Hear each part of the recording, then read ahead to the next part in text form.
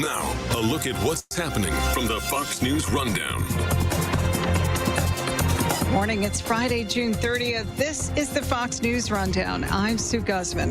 The fate of President Biden's plan to cancel $400 billion worth of student loan debt will be determined today.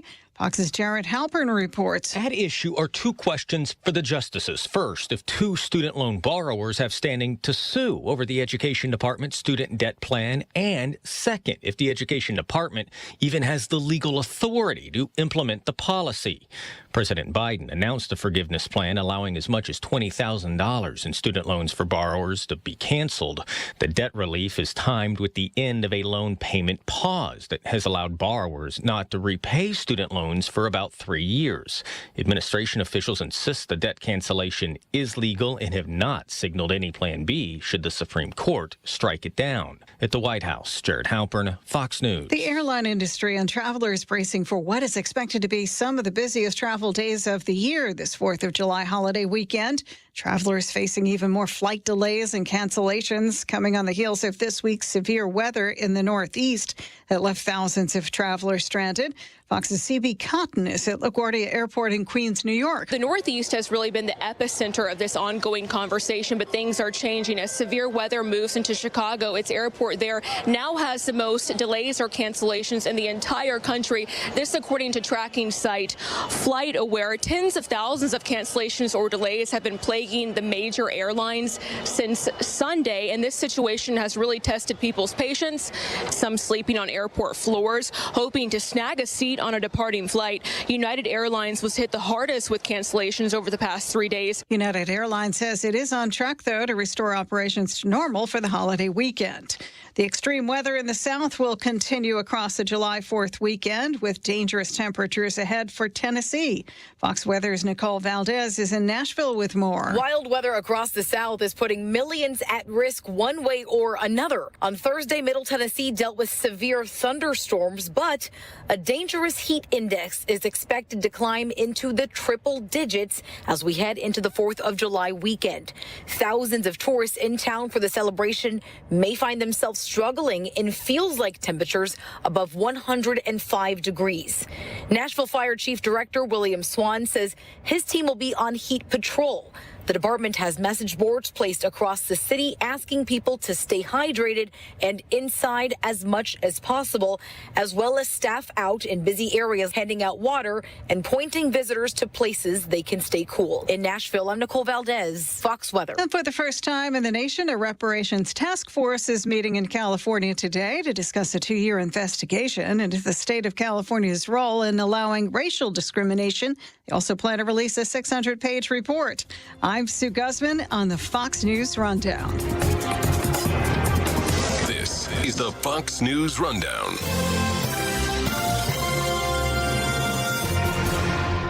This is News Talk STL at 1019, 94.1 and newstalkstl.com. Larry Connors, USA. And I'm against it. I'll fight it every step of the way, and so should you. And the parents who send their kids to this private school, we need to have a come to Jesus meeting. Larry Connors, weeknights at 6 on News Talk STL. Hi, it's Chris Arps, and I'm a customer of Royal Banks of Missouri, which is a full-service, locally owned and operated community bank with 17 locations from St. Louis to St. Charles and Granite City to Hannibal. Royal Banks offers a full range of financial services, covering all of your personal and business banking needs, as well as access to over 200 ATM locations. And given today's new headlines in the banking industry, it is reassuring to know Royal Banks of Missouri has the highest financial ratings in St. Louis for stability and strength. Royal Banks of Missouri, the community bank that's in your community. Visit them on the web at royalbanksofmo.com. Hey, it's Tony Colombo for the cleaning pros at Zero Res. The team at Zero Res has rescued our home many times over the years, and right now they have an amazing summer offer you don't want to miss. Book a cleaning now for your home or business, and you'll get 20% off all services. Just mention the Colombo special, and whether it's carpets, tile, rugs, upholstery, or air ducts, you'll get their best in the business cleaning for 20% off. Call 314-474-2020 or book online at ZeroResSTL.com. Spell it forwards or backwards, it spells the same, Zero Res. News Talk STL is proud to have Doug Voss as part of our lineup every week. Doug has been a staple on St. Louis radio for many years as one of the leading financial experts in the area. You can hear Doug and Safe Money Radio 3 times every weekend on News Talk STL. And in case you miss anything, you can check it all out at DougVossSafeMoneyRadio.com. What else do our listeners need to know, Doug? Simply put, I focus on helping pre-retirees and retirees build, preserve, and protect retirement assets, and I've been helping my clients solve their insurance and financial needs for the past 33 years. I also strive to educate my clients on how to prepare for retirement, minimize the impact of market volatility on their assets, and deal with the challenges of increased longevity. Call me today at 844-676-SAFE. That's 844-676-7233. Doug Voss is a registered representative. Securities offered through DHL Securities, LLLP, member FINRA and SIPC. Bill O'Reilly here, and I'm warming up. Stand by for the O'Reilly Update Morning Edition. But first, do you feel like you're watching your nation crumble before your eyes? It's Jesse Kelly, television and radio host and now world-famous author. In my new book, The Anti-Communist Manifesto, I'll show you how communism has infected America, from its infiltration of our education system to its unholy alliance with American corporations. Don't be fooled by agitators hiding behind woke causes. The Anti-Communist Manifesto, a practical guide for patriots. Available now at all bookstores and online. on this Friday, Wednesday night, News Nation had a town hall with Robert Kennedy Jr., whereby the Democrat put forth that he should replace Joe Biden. Well, okay, but it's not going to happen. Why is it not going to happen? Two reasons. The Democrat establishment provides money through political action committees for people to run for president. RFK Jr. is not going to get a cent. Biden will get maybe $600-700 million.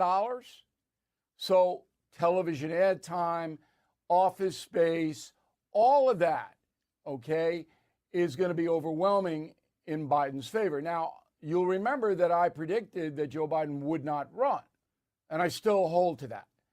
I think that his physical and mental competence both are declining, and that this scandal about Hunter may grow.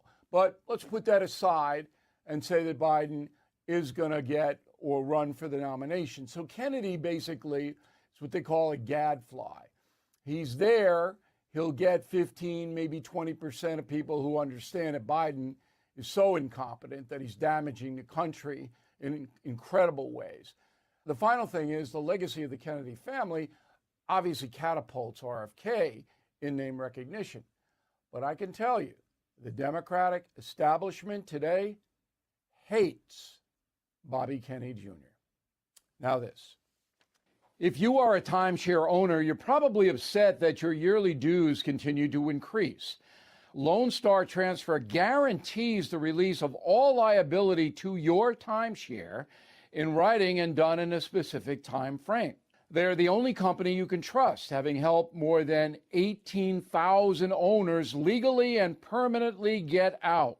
So please call Lone Star Transfer 855-551-7066 or visit LoneStarTransfer.com. That is the Morning O'Reilly Update. More analysis later on. I heard the call to serve, so I answered. I earned a title and discovered my purpose. I found belonging, an unbreakable bond with my fellow Marines. We fought to overcome adversity together in defense of our nation and its people. I've lived a full life, rich with meaning. And even though I no longer wear the uniform, I am still a Marine. My service has come full circle. I will always look after those around me. I will always uplift and support my country and my community. Because that is the promise I made. That is what it means to be a Marine. Semper Fidelis. Always faithful, always Marine. Welcome home to St. Louis's new choice for conservative talk. Democrats do what they do. We choose truth over facts. News, analysis, and opinion. Putin clearly made a strategic error here. Russian mercenaries ending their march toward Moscow. It's obviously a significant internal division. Confirmation that COVID-19 likely escaped from the Wuhan lab. 101.9 and 94.1. I've not taken a single penny from any country whatsoever. You go to jail for the same crimes that Hunter Biden has committed. News Talk STL. I think we should be able to have a civil conversation. The news and talk that matters to St. Louis. This conversation has completely made me crazy. This is complete insanity. News Talk STL. From the Michaels Flooring Outlet Weather Center. I'm News 4 meteorologist Matt Chambers with your first alert forecast. Heading into the holiday weekend hot. A heat advisory in effect today. Highs near 100. Top heat index around 108. All the while, a chance of storms midday into the afternoon. Only about a 30% chance, but any storms could be strong to severe. Gusty winds and hail possible. Tonight, down to 73. Couple of isolated storms. Saturday, still muggy, but not as extreme. Up to 95. Still some scattered strong to severe storms possible. That's your first alert forecast. I'm meteorologist Matt Chambers.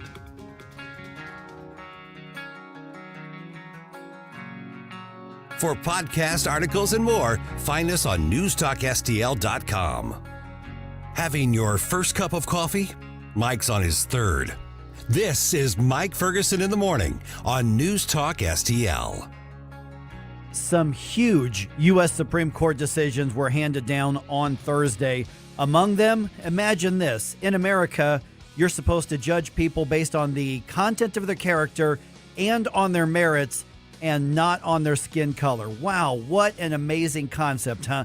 Boy, the Supreme Court got that one right, and we will talk about that a little bit later on. Plus, some other hand-downs, including a religious freedom case where the U.S. Supreme Court said, no, religious freedom is a thing and employers must respect that. We'll talk about the pros and the cons of that decision. Hey, good morning. Mike Ferguson here. Thanks for spending part of this Friday with us here on News Talk STL. Another announcement that came out this week. Joe Biden was campaigning around the country. He was in Chicago, and he was making a speech on his economic plan, and it's been dubbed Bidenomics. I'm just going to let that sink in for a second. Bidenomics, and man, did he lean into that, and he embraced it. And, of course, I say he leaned into it. He may have just lost his balance. But anyway, so he says Bidenomics is working and the job's not done, and we need to double down and triple down on Bidenomics because that's been so good for us in recent months and over the last year or two. Yeah. Anyway, our friend E.J. Antoni from the Heritage Foundation joined us on Thursday's program to kind of break down what Bidenomics actually is and what is the White House getting wrong about it. Here's what he had to say. What does Bidenomics mean? E.J. Antoni is with the Heritage Foundation. And E.J., thanks for being on the program. It's been a while since we chatted with you. Let me let you just start off by responding to what the president said yesterday on one of his stops to brag about and make part of his policy initiatives. Bidenomics. Bidenomics is just another way of saying restore the American dream because it worked before.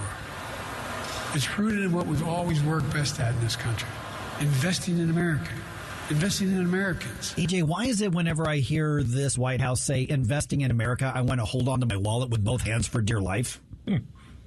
Well, probably because whenever they use that phrase, what they actually mean is enriching the political donor class, including the Biden family themselves. I mean, this president has a very long track record of doing exactly that. And you can look at, you don't even need to go back that far in his history. You can simply look at the legislation that he has signed since taking office, and that is exactly the pattern you find. EJ, the Gay Pfeiffer leaning on this big whopper of his about creating millions of jobs post-COVID. Well, because I think it's literally the only data point, and it's not even true, but it's the only data point that they actually have in their favor. They can't talk about inflation, right? They can't talk about real wages, meaning your wages adjusted for inflation. They can't talk about the anemic economic growth, for example, and they can't talk about private investment, which has actually been going down, not up. So the only thing they can talk about are these jobs numbers, but even that is being statistically manipulated, essentially. I'll give you just one example. when you can't make ends meet and you need to go out and get a second or maybe even a third job, that counts as an additional payroll. That gooses the monthly jobs number that we get. Conversely, the exact opposite happened under Biden's predecessor, where people's primary job started paying them more and their pay went up faster than inflation, and many people were actually able to quit that third or even that second job. And as a result of that, that actually put downward pressure on those jobs numbers. So Biden is basically just taking advantage of, you might call, a statistical fluke. And when we're talking about jobs being created, he's looking at a fairly narrow window. I mean, after governments all over the country shut down businesses by force, suddenly bringing somebody back to work, are they counting that as a job created? Bingo. I mean, this is just absolutely appalling. It truly is. You are really going to count as job creation when you forcibly close businesses and tell people it's illegal to go to work, and then when you lift those sanctions, okay, fine. If you really want to play that game, and by the way, I don't think we should, because it doesn't help the American people who are genuinely suffering right now. But fine, you want to play that game, you want to go down that rabbit hole, guess what? President Trump averaged 1.4 million jobs, quote unquote, created, according to Joe Biden, during his recovery period, whereas Biden's recovery period has only seen about a third of that per month, about 500,000 jobs, a little less than that. So at the end of the day, even when Biden tries to cheat, he still loses. Hey, good morning, EJ. This is Stal Ponticus. Since we're talking about working the numbers, I'm not a math whiz, but I seem to be a bit confused with what's going on with the deficit, because I keep hearing the administration saying, oh, we're reducing the deficit, and yet I'm seeing numbers that are escalating by trillions. What are your thoughts about that? Exactly. Right. I mean, once again, I'm so glad you brought this up. This is another great talking point that they keep espousing. But, frankly, like most of the White House's sound bites, this one isn't very sound, because what the White House has essentially done is continuously add new spending to replace expiring spending. And so if the White House, for example, had not proposed or signed any new spending, and we had simply just allowed the one-time COVID measures to expire, we actually would have a surplus right now. Think of that. We wouldn't have just gone through a debt ceiling fight. We'd actually be paying down the national debt for the first time since the 1990s under Bill Clinton. So the idea that somehow this president has reduced the deficit, exactly the opposite. He has added to spending. He has added to the deficit and therefore the debt. We're visiting with E.J. Antoni from the Heritage Foundation. Not going to go, E.J. That's actually one of the claims that the president and the White House are making. They say, well, look at the rate of inflation right now. Look at where it was a year ago, a year and a half ago. It's moving the right direction. We have lower inflation now. I've got a feeling you're going to tell me that's not the whole picture. Well, let me ask you this. If you went to a doctor and the doctor said you had cancer, and then this was, let's say, a year ago, and the tumor was growing very, very fast, and you went back today and the doctor said you still have cancer, and the tumor is still growing, it's just not growing as fast as it was before, and it's still going to kill you eventually, by the way. It's just going to take longer to do it now. How happy would you be at that diagnosis and prognosis? You obviously wouldn't be, but that's where we are right now with inflation. Yes, it is true that inflation has come down over the last year, but also keep in mind that it's a multiple of where it was when Biden took office. To put this in context, inflation was about 1.4% when Biden took office. In other words, prices had gone up 1.4% over the previous year. Within a year and a half of that time, Biden managed to run up inflation so high that prices were rising about as fast in a single month as they did the entire year before he took office. Oh, my gosh. Wow. Oh, my gosh. All right, so when you put it that way, I want to hold on to my bank account real tight. Yeah, exactly. So, EJ, last minute or so that we've got here. I mean, obviously, we know that politicians spin things. We know that they do. That's just part of the game. That's how it goes. But when it comes to keeping a critical eye on this and keeping our friends and neighbors happening, what are the things we need to constantly draw attention to when they hear on the news some mindless network reporter saying, "Well, the president's reporting today. The whatever department is reporting today, inflation is down, and gosh darn it, your life is better because it says so in this report." Oh, right, exactly. Don't believe your lying eyes. Don't believe your empty wallets. I mean, the gaslighting that's going on here is just absolutely astounding. It is downright Orwellian, to be quite frank, right? We're not at war with East Asia. We're at war with Eurasia. We've always been at war with Eurasia, right, from 1984.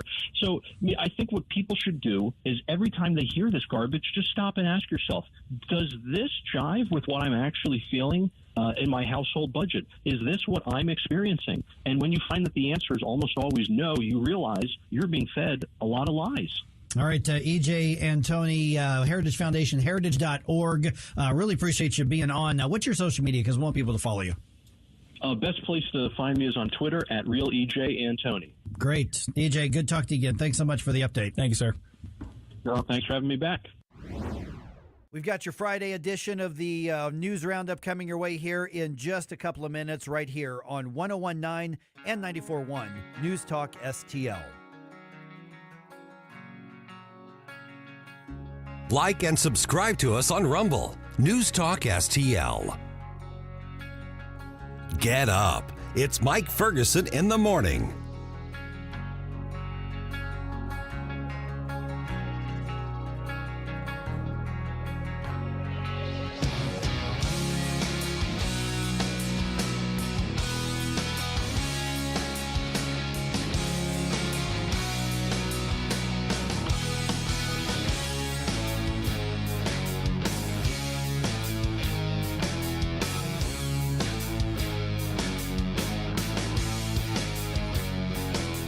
News, analysis, opinion. Putin clearly made a strategic error here. Russian mercenaries ending their march toward Moscow. 101.9 and 94.1. Confirmation that COVID-19 likely escaped from the Wuhan lab. News Talk STL. Have you got a sweet tooth? Hi there, Brian Fritz here to let you know to come on down to Fritz's Frozen Custard to satisfy all your summer cravings. With incredible desserts like the strawberry shortcake, the pineapple upside down, or our famous banana splits, there's always something for everyone in the family to try. With locations in Florissant, St. Peters, Valley Park, O'Fallon, or Wentzville, we look forward to seeing you and your family at Fritz's. It's the best stuff in town, so you better get around to Fritz's Frozen Custard. The Vic Porcelli Show. You know what, Ken? What, Vic? I fear for Joe Biden if he ever ran out of wishes. Wish. You know? That would be horrible. Somebody needs to start a foundation. Wish. What would you want to call it, though? So if he doesn't have enough wishes, for just 18 cents a day, you can help this forgotten president get his wishes. And we can call it the Make-A-Wish Foundation. Wish. Vic Porcelli, weekday mornings at 9 on News Talk STL. Getting a new floor for your home can be intimidating and a little scary. But that's not the case when you go to Michael's Flooring Outlet. Katie here, and my mom and dad used Michael's, and they had a great experience. They've been a locally owned and operated family business for more than 30 years. You want variety? Michael's has carpet, hardwood, laminate, ceramic tile, luxury vinyl, natural stone, and many other options. Shop in-store at one of their 3 locations in Creve Coeur, Dardine Prairie, or St. Peters. Check out everything that Michael's has to offer at igotfloored.com. Staff Sergeant Mark Anthony Madrid. Staff Sergeant Samantha Cowell. I'm Staff Sergeant Alex Staff Keeley. Sergeant William Lewis, and I am proud to defend my family and our nation. The Air Force Reserve is part of the story of this great nation. I'm grateful that I have a chance to wear the uniform of the heroes that went before me. I'm proud to be part of a team that helps make a difference in the world. Every day, men and women from communities across this nation serve as reserve citizen airmen. Even as technology evolves and changes, our commitment to defend and protect this nation remains steadfast. We celebrate those who have served and those who are proudly serving. We celebrate our proud history and look towards an exciting and uniting future. Our mission is to fly, fight, and win in air, space, and cyberspace. And I am proud to be a member. And I'm proud to serve in the United States. And I am proud to protect our country. Proud to serve in the U.S. Air Force Reserve. What if the music stopped? If the familiar voices were silenced? If there were no breaking news updates? What if your companion and connection to your community came with a monthly fee? Don't worry, we're free local radio with you wherever you go, celebrating 100 years and looking forward to the next 100. We are broadcasters. Text radio to 52886 and let Congress know you depend on your local TV and radio stations. This message furnished by the National Association of Broadcasters. This news update brought to you by Anton's Plumbing and HVAC. Call Anton's at 314-338-3941 or visit them at antonshvac.com.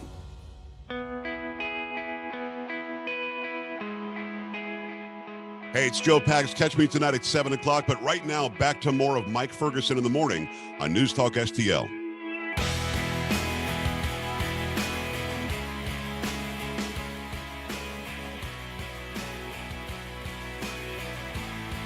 All right, the Supreme Court makes a big decision. Something about judging people based on their merits instead of skin color, or something like that. That's unique. I know. It's hasn't been a decision they've had for like 60 years. Yeah. Something like that. Good for them. Also, one St. Louis community is suddenly without a police department, as in they had one yesterday and they don't have one today. No kidding. Yeah, that happened like that. Whoa. Yeah, weird story. And one Cardinal will make another start for the National League in the All-Star game. Okay. Not going to tell you who just yet. I'm just saying he's the man. Okay. If you listen to the show much, you know who I'm talking about. All right, 5:51. I'm Mike Ferguson. Okay, the U.S. Supreme Court rules that colleges and universities cannot use race as a factor in deciding admissions, and they ruled in favor of a group called Students for Fair Admissions, and it was founded by anti-affirmative action activist Edward Blum. Now, one of the members of Students for Fair Admissions is Calvin Yang, and after that decision was rendered, he kind of spoke out about how affirmative action has negatively impacted him and the changes that he hopes this decision is going to bring. It belongs to all of us who deserved a chance, but can now rejoice over the fact that at least our kids can be judged based on their achievements and merits alone. Calvin Yang is Asian American, and he did not get accepted to Harvard University, which utilizes affirmative action, and that was a number of years ago. Okay, so Vice President Kamala Harris was asked to comment on the ruling as well, and she was speaking at something called the Essence Festival of Culture in New Orleans, and here's her take on the decision. This is now a moment where the court has not fully understand the importance of equal opportunity for the people of our country. And it is in so very many ways a denial of opportunity. Denial of opportunity? Why is it so painful listening to her? Oh my goodness, I cringe. So Joe Biden says this is not a normal Supreme Court, and Kamala Harris says they don't understand. Oh man. Wow. I think a lot of Asian students and black students do understand. Yeah. And a lot of them are happy at the decision. I think the momentum is changing. Is there going to be a lot of anger about this? Sure, absolutely. This isn't going to settle the debate, but it's going to settle to some degree the issue. Now, we've already seen statements from some, for instance, local universities here that basically what they're saying is, okay, we know we have to comply, but we're going to do our best to find a way around it. Of course, all in the name of diversity. And what they're misrepresenting is that this is some kind of anti-diversity ruling. It's not. It just says you can't look at somebody and says your skin color is this, so therefore you get this. That's all it's saying. And we've been talking about this the last few months. Every time there's a decision that comes down that the left disagrees with, they want to find a backdoor plan to try to get around it and do it their way. Yeah, and that's what we're going to see. It's going to be interesting. Attorney General Andrew Bailey on the Missouri side already alerted all colleges and universities, by the way, we're aware of the ruling. You better get in compliance with it pretty fast. So, Supreme Court expected to hand down its decision on the Biden administration's student loan forgiveness program sometime today. I don't know what time that's going to be, but today is the day that we're going to find out whether that program is going to stand or whether it's going to be struck down. Okay, Riverview essentially does not have a police department at the moment. This is bizarre. After 6 officers quit, and my understanding is they only have 8 officers to start with, 6 of them quit. Newly appointed Chief Eddie Simmons walked off the job as well yesterday. The former officers say the city cut their pay by upwards of $8,000. But city officials say they were taking back bonuses that should not have been issued by previous Board of Trustees members. So one media report says there are only 2 officers left and they don't have a boss. St. Louis County Police and Bellefontaine Neighbors Police are helping cover police needs in the meantime until they can figure this out. What an awful situation. Interesting story. And that new police chief, I mean, he was interim on their website, and he was just appointed like not even a month ago, it looks like. So he hasn't been there very long, and he says, all right, that's it, I'm out. And so the people of that community, and it's not a huge city, but still, they have 0 police department other than 2 guys who have nobody to report to. So St. Louis County basically is going to shift over some officers to patrol and respond to calls there. I wonder how many officers are available in Bellefontaine Neighbors, because that's not a very big district either. No, they're going to respond more. Basically, they don't have to get permission to respond to mutual aid calls. So the county is going to kind of take the lead on this is what's going to happen. Yeah, interesting situation out there. Sports. Okay, there was a baseball game at Busch Stadium last night. Really? That's all we really need to say about it. Oh, no, we should talk about it a little. No, I don't want to. You're wearing It was on the schedule, and it was an official game. I know. One of the teams didn't seem to show up, though, but yeah. Yeah, you're not supposed to lose by 2 touchdowns in a baseball game. My goodness. Man. The guy I feel worst for was the guy in the mound last night. Yeah, Adam Wainwright had another rough outing. 6 runs in what, 2 or 3 innings? To be honest with you, I don't know if he got out of the second. Yeah, it was bad. Oof. Really, really bad. So tonight the Cardinals start a 3-game series with the New York Yankees. First pitch at 7:15. Some good news for the Cardinals, though. Nolan Arenado been named the starting third baseman for the National League at this year's All-Star Game, which is completely appropriate. Fans got this one right. He is the best third baseman in the National League. You can take your Manny Machado and keep him. It is Nolan Arenado who is the best one. This is his 5th All-Star Game start. This is his 8th appearance in the All-Star Game, and he's only been in the league 10 years. And speaking of outfielders, Aaron Judge from the Yankees should have been starting, but he's got the toe injury, which I hear is a torn ligament in the toe. So he's going to be out for at least a month or so. You played baseball and basketball in college. Yeah. You ever had a toe thing, even a turf toe situation? Not really, no. Okay, painful. Very, very painful. You know, people can laugh at it. Oh, your pinky toe is... Oh, let me tell you, that affects everything else in there. So Aaron Judge will not be in the outfield tonight at Busch Stadium. But, hey, good for Nolan Arenado. Yes. And he absolutely deserves it. Best third baseman in all of baseball, in my opinion. All right, our good friend Paul Kurtman is going to be joining us just ahead right here on 101.9 94.1 News Talk STL. When it's important to you, stay informed. It's on News Talk STL. We suspect that documents that were in his possession are on the president's son's laptop in an email to a foreign national. I've not taken a single penny from any country whatsoever, ever. News, analysis, and opinion. Putin clearly made a strategic error here. Russian mercenaries ending their march toward Moscow. 101.9 and 94.1. You go to jail for the same crimes that Hunter Biden has committed. News Talk STL. Is your retirement income at risk if you or your spouse needs nursing home or in-home care? Hi, I'm Eric Robert, Director of Investments with the ClearPath Wealth Management Group at Stifel and host of On the Money, Saturday mornings at 9 on News Talk STL 101.9. The cost of long-term care is one of the biggest risks in retirement planning. For many retirees, a single nursing home stay can cause a significant reduction in assets that can permanently reduce your retirement income. Fortunately, there are affordable and flexible options available today that can help you manage the cost of long-term care. Our team can help you address the risks relevant to your retirement, including long-term care. To schedule your free retirement plan consultation, go to clearpathinvesting.com. That's clearpathinvesting.com, or call us at 636-695-2650. That's clearpathinvesting.com or 636-695-2650. Stifel Nicholas and Company Incorporated, member SIPC and NYSE. For $1 a day, if any covered appliance breaks in your home, we guarantee to fix or replace it. All makes and models, washers, dryers, refrigerators, air conditioners, and more. Guaranteed to be fixed or replaced for $1 a day. Call the Home Service Club now for free information. 800-399-3701. 800-399-3701. 800-399-3701. That's 800-399-3701. KLGY HD3 Clayton, K270BW Bellefontaine, KNBS Bowling Green. This is is News Talk STL at 1019, 94.1, and always streaming at newstalkstl.com. News this hour from townhall.com. I'm Rich Thomason. Love it or hate it, there's no middle ground when it comes to opinions of the Supreme Court ruling striking down race-based college admissions programs. Former President Trump calls it a great day for America. Virginia's Republican Governor Glenn Youngkin applauds the ruling. We've seen the pursuit of equity, in fact, undermine excellence. And we've seen it in our high schools. We've seen it in colleges.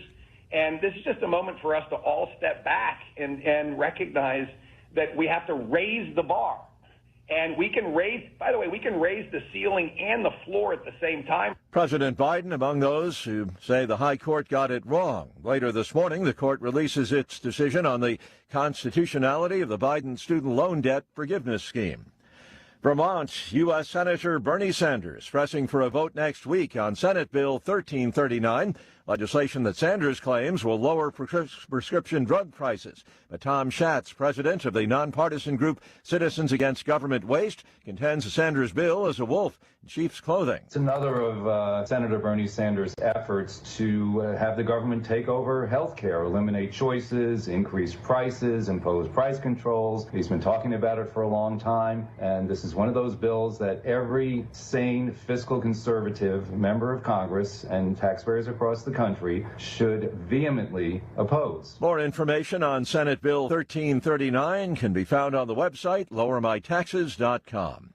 Several 100,000 people without power in the Midwest this morning after a powerful thunderstorm and fierce winds. A derecho roared across the region yesterday, bringing down countless trees and power lines along with them. On Wall Street this morning, the Dow futures up 105 points. NASDAQ futures ahead 76. More on these stories at townhall.com. Relief Factor, pain relief that's natural, pain relief that works, and pain relief that attacks the source of the pain. That's the experience of tens of thousands of Americans who are taking Relief Factor right now. See their incredible video endorsements at relieffactor.com and then order your 3-week quick starter pack for just $19.95. That's less than $1 a day. Find out if it can work for you like it works for me by ordering your 3-week quick starter pack today. Relieffactor.com, relieffactor.com. Be the next success story. Take as little as 3 minutes to see if you could save on motorcycle insurance with Progressive. Come on, you've spent more time than that trying to name your bike. How about the Crusher? I guess it's not really crushing anything. The Silver Bolt? No. Oh, what about Pepper? Mysterious. Is it a pet or a condiment? Surprise! It's a motorcycle. No, that's stupid. Get a quote in as little as 3 minutes at Progressive.com. Progressive Casualty Insurance Company and Affiliates. From the Michaels Flooring Outlet Weather Center. I'm News 4 meteorologist Matt Chambers with your first alert forecast. Heading into the holiday weekend hot. A heat advisory in effect today. Highs near 100. Top heat index around 108. All the while, a chance of storms midday into the afternoon. Only about a 30% chance, but any storms could be strong to severe. Gusty winds and hail possible. Tonight, down to 73. Couple of isolated storms. Saturday, still muggy, but not as extreme. Up to 95. Still some scattered strong to severe storms possible. That's your first alert forecast. I'm meteorologist Matt Chambers. This hour of News Talk STL is brought to you by Rodney and Jen Wallner and the entire Wallner home selling team at Berkshire Hathaway. Call them today at 314-810-SOLD. 314-810-SOLD.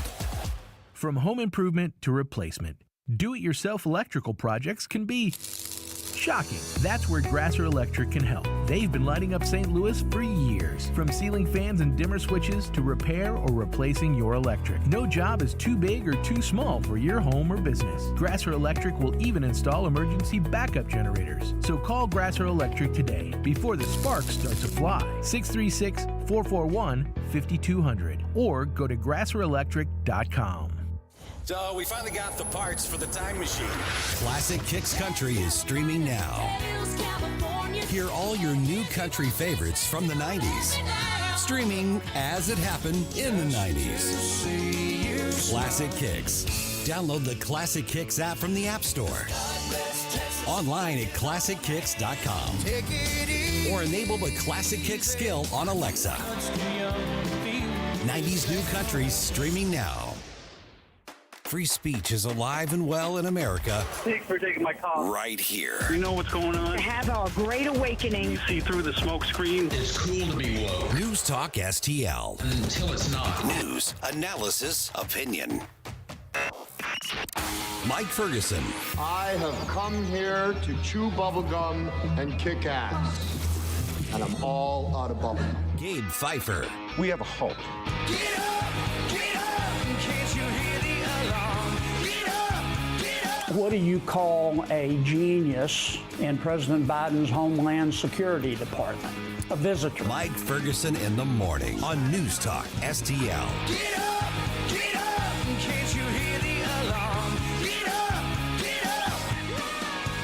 It's Friday.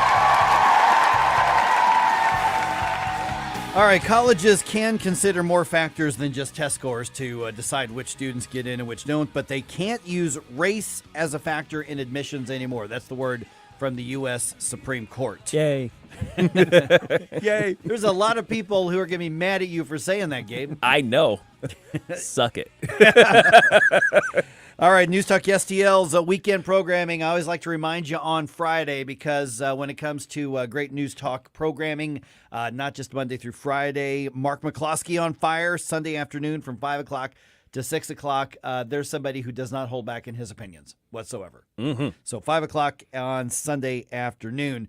All right, joined now by our good friend Paul Cartman, who was the host of the Paul Cartman Show every noon on Saturday right here. All right, Paul, let me go right to it. I want you to react to what the President of the United States said in reaction to the ruling that says colleges and universities, I don't want to get too technical, but something about judging people on their merits as opposed to just their skin color. Here's what the president had to say. We cannot let this decision be the last word. While the court can render a decision, it cannot change what America stands for. Okay, I'm curious as to what he means by this cannot be the last word when it's a U.S. Supreme Court ruling. Because he doesn't like the ruling, and he's going to figure out some way to get around it. Yeah, what do you think, Paul? Well, hey, good morning, guys. I think first off, I think he's saying this can't be the last word. So like he's going to try to do, he's probably going to try to get Congress to pass some type of federal legislation that goes deeper. And somehow, this is what's so crazy about the left right now. They think that if the Supreme Court passes something and say, hey, this is unconstitutional, I mean, just to show you, they all must have failed civics. They think, well, as long as Congress passes a law, it'll be constitutional. It's like they haven't figured out yet that, no, you actually have to change the Constitution. You just can't write a new law. So my guess is that Biden is still under, oh, my goodness, guys, he's the president of the United States of America, and he just does not have our form of government figured out. If they want to have the last word, they would literally have to take affirmative action and put it in the Constitution for the court to not be able to rule on it as unconstitutional. Now, Paul, Gabe here, by the way. Have you had an opportunity to actually read the decision or any portion of it? No, I have not. This news broke I think just yesterday. Yeah, yesterday afternoon. Yeah. I didn't think so, haven't quite got to it yet. But when I saw how the different judges had voted. And my guess is that it's probably pretty thorough, but like they always do, there's always a gate that they leave open somehow, and the educational institutions or anybody who wants to try to find a way to squeeze this back out, they will find a way to do it. Yeah, well, it's interesting you bring that up because some of the local universities, they've got statements out, and essentially they're saying, okay, we know we have to comply, but they say we're going to figure out a way basically around it because they say a foundational principle is diversity, and essentially they're equating the ruling with being against diversity, which I would love for them to explain that to me. But essentially what they're doing is being very careful with their words, Paul, and they're saying we'll find a way to achieve our goals even in spite of this ruling. So basically they're going to look for anything they can to still use some sort of racial consideration, when the thing is that you don't even have to have a diverse student body. I mean, it's not required to say, okay, you're black, you get in, you're Hispanic, you get in, you're Asian, maybe, maybe not, you're white, maybe, maybe not, you're, Pacific Islander, you're in. And so that's the aspect of this, I think, that so many people don't understand, is that they think that that what's banned is letting people in who are minority. That's not the case whatsoever. Well, guys, how racist is it to think that people of color have no merit, and so it's going to be impossible to have a diverse campus because if we're going just off of merit, guys, black people and Hispanics will never get in. To me, that is probably one of the most racist presuppositions that you could come up with, and that's all coming from the left. The left is saying that black people or that Hispanic people or that Asian people, that there's no merit. All the merit belongs to white people. That's what the left is saying when they're saying they have to have this type of thing in order to find diversity on a campus. Yeah. All right, we're visiting with Paul Kurtman, host of the Paul Kurtman Show every Saturday at noon. Hey, we spent a pretty good amount of time yesterday talking about the IRS whistleblower who's come forward. They're arguing, he's saying that they have evidence, but they weren't allowed to pursue more investigations of and charges against Hunter Biden, and they weren't allowed to ask about connections to Joe Biden, and those orders came from higher up the line in the Department of Justice. I'm sure you're following this. What's your take on it, Paul? Yeah, well, listen, when you follow what's going on with these whistleblowers, and when you follow the blowback that they're getting for being whistleblowers, from the top all the way down to these lower-ranking investigators in the IRS, there is corruption through and through. I was talking about this just the other week on my show.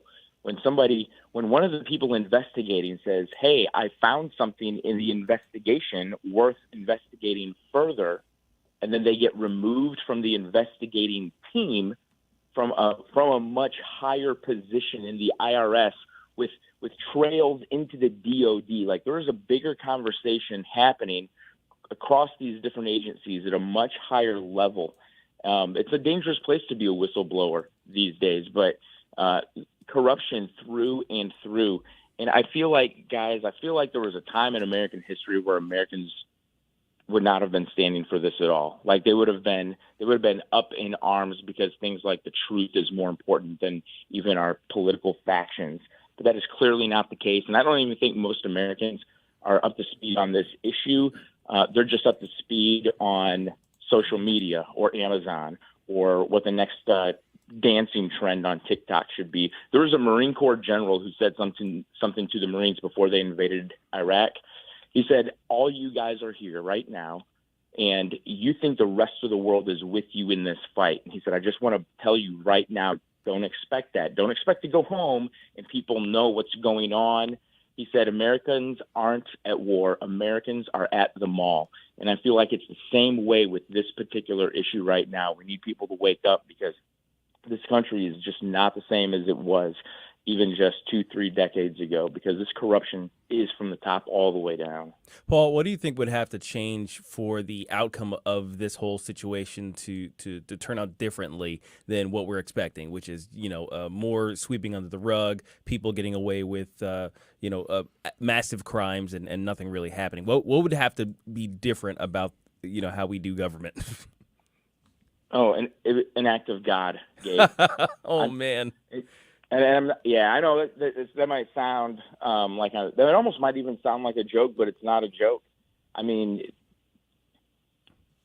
guys, I don't know if there's any way that I can really express.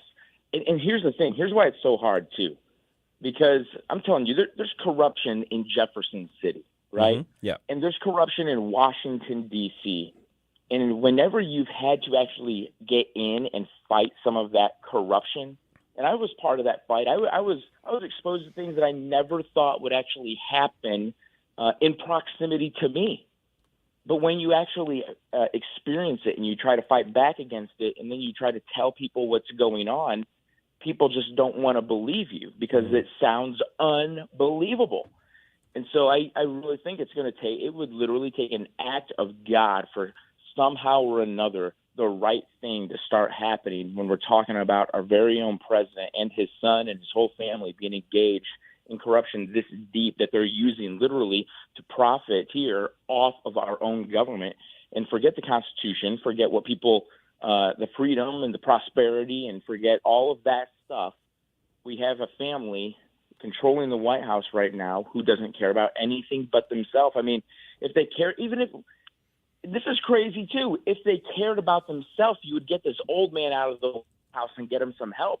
But to them, it's all about power. And when you see that happening, it makes a lot more sense that they could be as corrupt as you actually hear about. All right, what's coming up on the Paul Kurtman Show this weekend? Oh, man. You ask me that every week. I almost never know. Because things have a way of changing so fast. And there's going to be headlines dropping today that we're going to be talking about. But listen, but I'll tell you this much right now. Tune in, because whenever these headlines do come up, believe me, I got an opinion ready to go, and sometimes it takes a little bit of a turn because you guys know me, I just kind of think about things a little bit differently. Well, yeah, but that's the thing is because so much news gets dumped on Fridays in the afternoon, and so for a lot of outlets, I mean, they have to wait around till Monday or Tuesday to get a hold of it. You're right there on Saturday, so you've got the fresh perspective that we're not going to have by 9 o'clock. Yeah, it's kind of like playing shortstop, right? Right, Mike? Surprise, here's the ball. Pretty much, yeah, exactly. All right, Paul, good chat with you again. Thanks for the insight. We'll be listing on Saturday. All right, sounds good. Thanks, guys. Thanks, all Paul. right, just ahead here, looks like another community in St. Louis County is looking to take people's private property, just going in and stealing cars. Again? Yeah, again. But one guy says, I'm going to tell you that story just ahead. Good for this guy. Okay. That's right around 6:20 on 101.9 and 94.1 News Talk STL. Don't try to make me stop, no inspiration.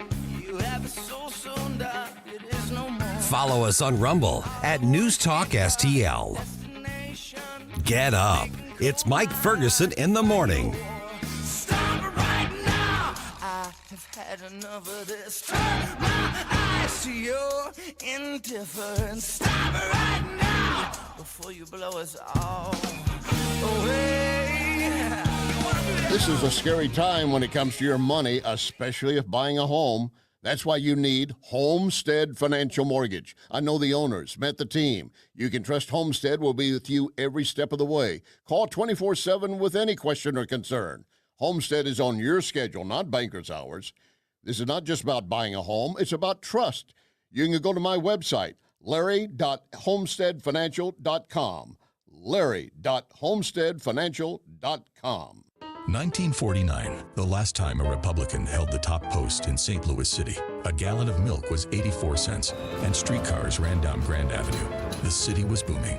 Unfortunately, St. Louis City streets are no longer the epicenter of family and business life. In the 80 years of Democrat control, our city has been on a steady decline. St. Louis City Republicans believe it is our duty to provide a different path forward. Learn more at stlouisrepublicans.com. Paid for by St. Louis City Republican Pat Curtis, Farber Treasurer.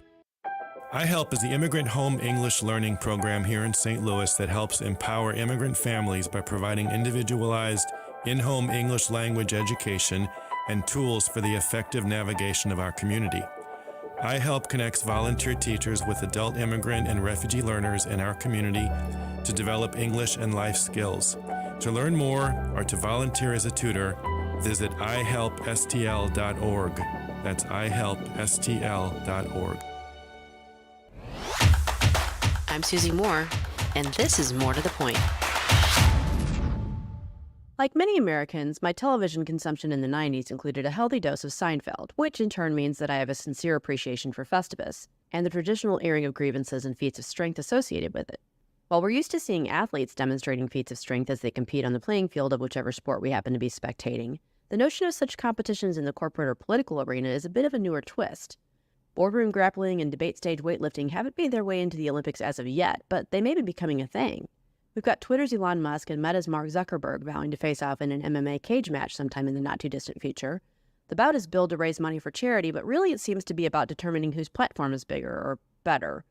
And we've got 69-year-old Democratic presidential candidate RFK Jr. bench pressing and doing push-ups while bare-chested and showing off a not at all shabby physique. There may only be 11 years separating Kennedy and the current president chronologically, but physiologically we're talking worlds apart. So what if the DNC won't let them debate and YouTube keeps yanking his videos? Maybe all it will take is some viral vids of Bobby's feats of strength to best Joe. Susie Moore is Deputy Managing Editor for RedState.com. For more to the point and everything Susie Moore, log on to RedState.com. Follow Susie on Twitter @SmoozyQ and keep listening to 1019 and 94.1 News Talk STL. This hour of Mike Ferguson in the Morning is brought to you by Stifel. Request a portfolio review from your Stifel financial advisor at Stifel.com. That's STIFEL.com. Hi, it's Randy Tobler here. Pour a big cup of coffee and catch my show every Saturday morning from 6 to 9. Right now, it's back to Mike Ferguson in the Morning here on News Talk STL.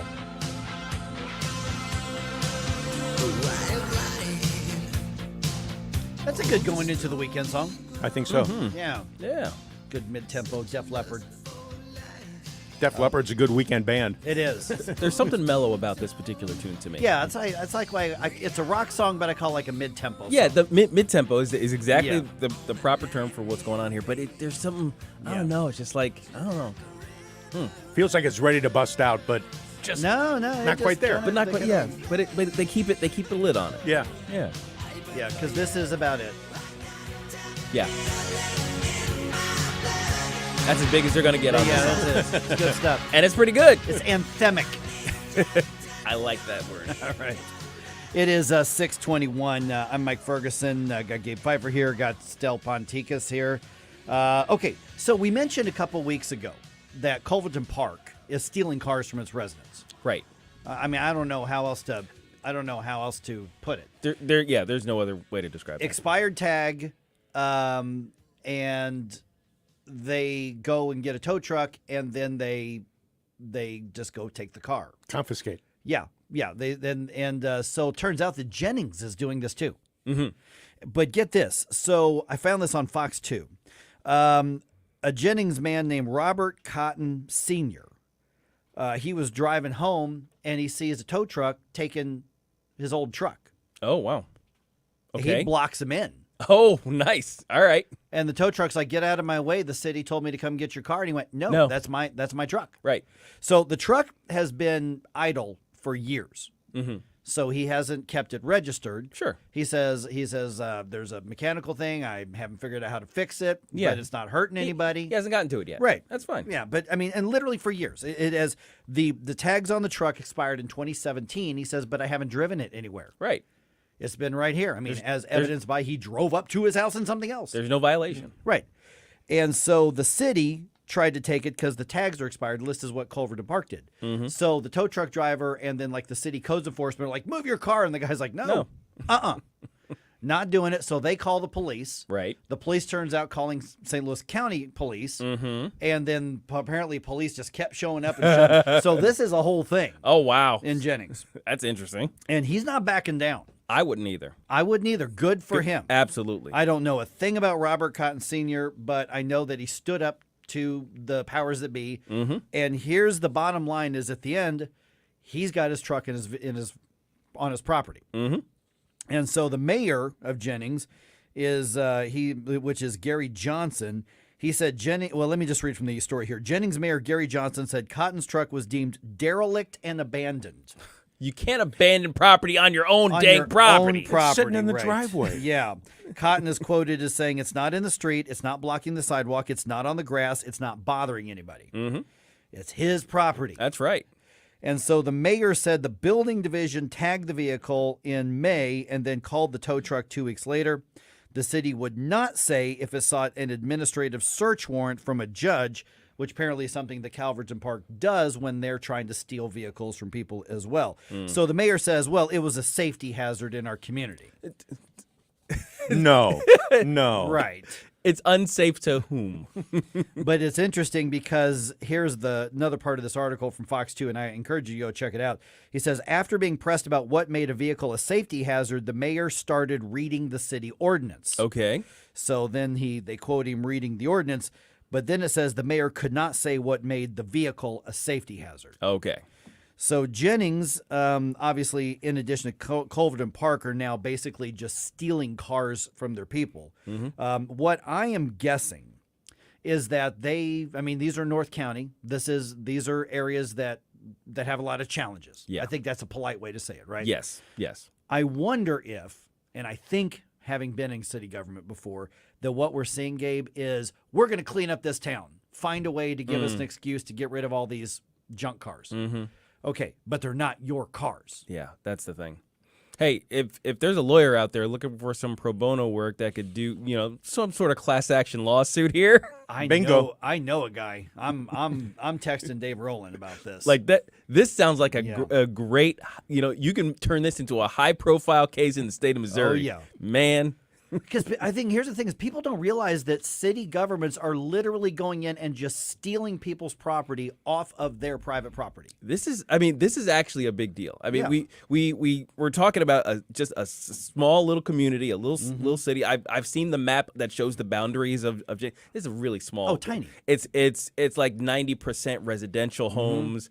I think there's one church in this area. It's like it's a small community, and yet they're doing something that's essentially tyrannical. Where they say, you know what, I don't like that you have this thing on your property, so I'm gonna come get it. Right. What in what world is that? A bastion of freedom or an example of free government, free representative democracy. You can't get there from here. So. I'm actually excited for whatever lawyer wants to jump in this because dude, you can make a career off of the publicity you get from this thing. Guys, get this part of the story here, and I'm just going to read it. Jennings mayor said people are happy about derelict cars being towed from people's driveways. Who? I don't care. Who's happy about it? Yeah, I don't know. First of all, yeah, and then second, it doesn't matter. It's like, you know what? People are happy that we're confiscating whatever thing from whatever group that we don't like. Yeah. And insert group name here. Yeah. Right? I thought it was private property. Yeah. That's how that works. You do not have a free society without a respect for private property rights, especially from government. And I see that in too many, and it's not just the poor areas. I see that in too many communities around St. Louis where the mindset in City Hall is that we are co-owners of your property for you. Yes. And that really is the mindset. I was shocked when I first came to St. Louis. I mean, because listen, I've up until recently when Rachel and I got married 5 years ago, I've always been a renter. Because I was in the radio business, you move sometimes. I'm in the TV business, you move sometimes. And so I just have always rented. And when I got to Richmond Heights, I went to get an apartment and they said, well, you've got to have your basically certificate of having permission. So the city government has to give you permission to live in the city. So they are not allowed by city ordinance to rent to you unless you go apply to the city to get a permit to live in their community. So you have to be cleared by the city. Right. Boy. So a board gets to decide whether or not to accept you. Right. Or some administrator or something. Oh my gosh. That's again, we're talking about stuff. If this was on a larger scale, we'd be talking about massive discriminatory practices. We'd be talking about how tyrannical this is. But because these small communities do it, people lean on the local control type of ideas, and you can't let this fly even at this level. And speaking of small communities, this makes you wonder where else is it going on? Yeah. Oh yeah. That's a great question. Because apparently I was in this at City Hall and I was doing this. And I said, I've never heard of this before. I mean, and I was in my mid-40s. No, it was maybe, about that. And they were like, oh, this is normal around here. And apparently it is. Apparently if you go get an apartment in many areas around here, you do that. But in this case right here, you've got people, and one of the quotes in the story where they say, the mayor says, we're changing the narrative about Jennings, which tells me we're cleaning up this town. Yeah. And I don't care whose rights I have to violate or who I have to steal from. Yes, I am on the radio saying city government is stealing people's property. And what they're arguing is, well, we're cleaning up the town. It's not your stuff. That's not cleaning up the town. No, it's not. That is definitely not. Yeah. So we're going to stay on this. And I think I am going to text Dave Rowland. Yeah. Say, dude, you got a case here, man. Seriously. You gotta look into this because there is no way, even if a county or state law says here's a procedure for going in and towing people's private property. At one point they said, well, if the tags are expired, then then there hasn't been an exhaust test, an emissions test, and so therefore it's a hazard. And they're looking for any ridiculous reason to be able to come in and steal people's property, and of course all the costing, the expenses that go with that to the person. So you're targeting poor people. For the most part, with extra costs. That's really what's happening. It's also, I imagine, a bit of a boondoggle for the tow truck companies that are involved in this, right? Yeah. So you're just constantly being funneled business, funneled cars that you get to impound in your lot. You get paid by the person when they come in to claim their vehicle, or their vehicle is declared abandoned, and then you get to sell it off to a junker. Right, exactly. And if it winds up staying there, the rates are scandalous. $600 a day. Oh, yeah. It's insane. It's been here for 2 weeks. You're paying whatever that comes out to. $600 times 14. Come on, man. These folks can't afford that. So let's all give. I can't afford that. No, exactly. Let's all give Mr. Cotton a round of applause for blocking in the tow truck and standing up to the cops and the mayor. Amen. Absolutely. Do your thing, buddy. Absolutely. All right, 314-912-1019. By the way, just a quick programming note here. On Monday, we are going to be in here and we're going to be doing a live show. Yeah. Yeah, because I know that there's a lot of places that are doing a long weekend. We are going to be here, so you should be here too. Absolutely. Got some thoughts on all this? Let's talk. 314-912-1019. This is 1019 and 94.1 News Talk STL.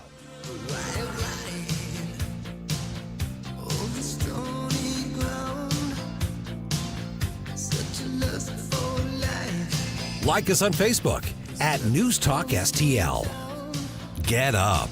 It's Mike Ferguson in the morning.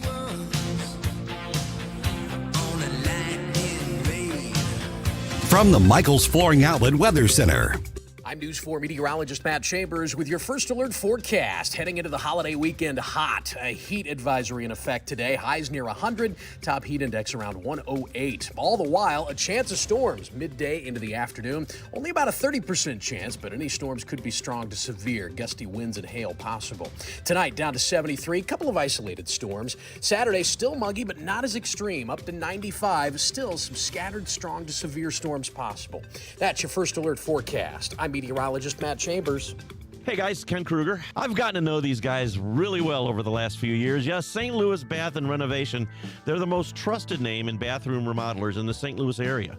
In fact, if you need bathroom repairs, complete bathroom remodeling, or handyman services, call St. Louis Bath and Renovation at 314-477-6476 or email Rob at stlbr.com. That's St. Louis Bath and Renovation. The Vic Porcelli Show. We've got to take some time out. Hey, Vic. Yeah. I ordered a chicken and an egg online. I'll let you know what comes first. Yeah. I saw a cartoon with a chicken and an egg in bed and the egg smoking a cigarette. It says, well, I guess that answers that question. Oh, no. We're back in 5 on News Talk STL. Whoosh. Vic Porcelli, live and local weekday mornings at 9 on News Talk STL. Hey, Colombo here for the great team at All Solutions Pest Control. We've been using pest control services at our home for years, and the results we've had with All Solutions are second to none. So if you're experiencing a pest problem, or more importantly, want to prevent a problem, All Solutions Pest Control are the ones to call. Right now, you can take advantage of their incredible $67 introductory offer. Learn more and contact them now at allsolutionspestcontrol.com. If a pest-free home is your goal, call All Solutions Pest Control. Colombo and Katie. Senator Tim Scott pushed back after Obama called the Supreme Court ruling on affirmative action heartbreaking for young people. We'll speak about this with Gabe Pfeiffer on Friday at 2:25. Weekdays at 2 on News Talk STL. Hi, it's Dan Bongino here, and I'm proud to be on News Talk STL every weekday from 11 to 2. Right now, you're listening to Mike Ferguson in the morning.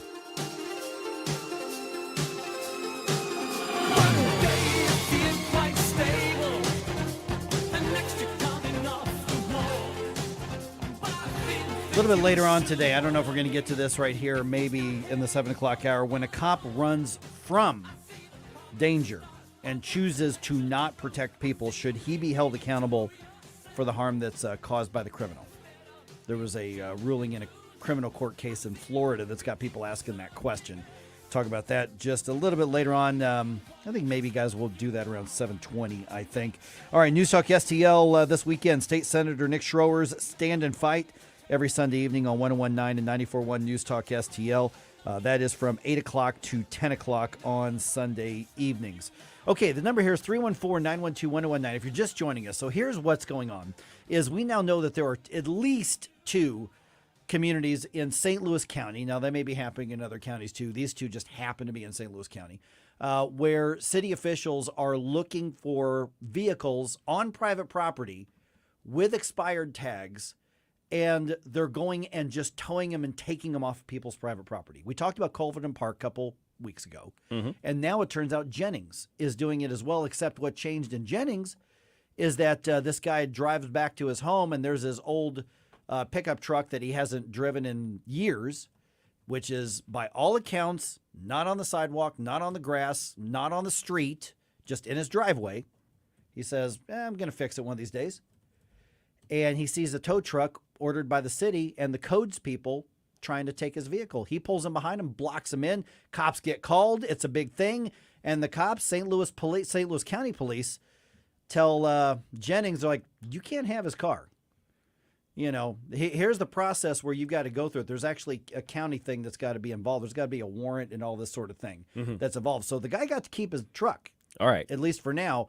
But the bigger picture here is that what you have is City Hall saying, you have expired tags. We're going to go take your property from your private property.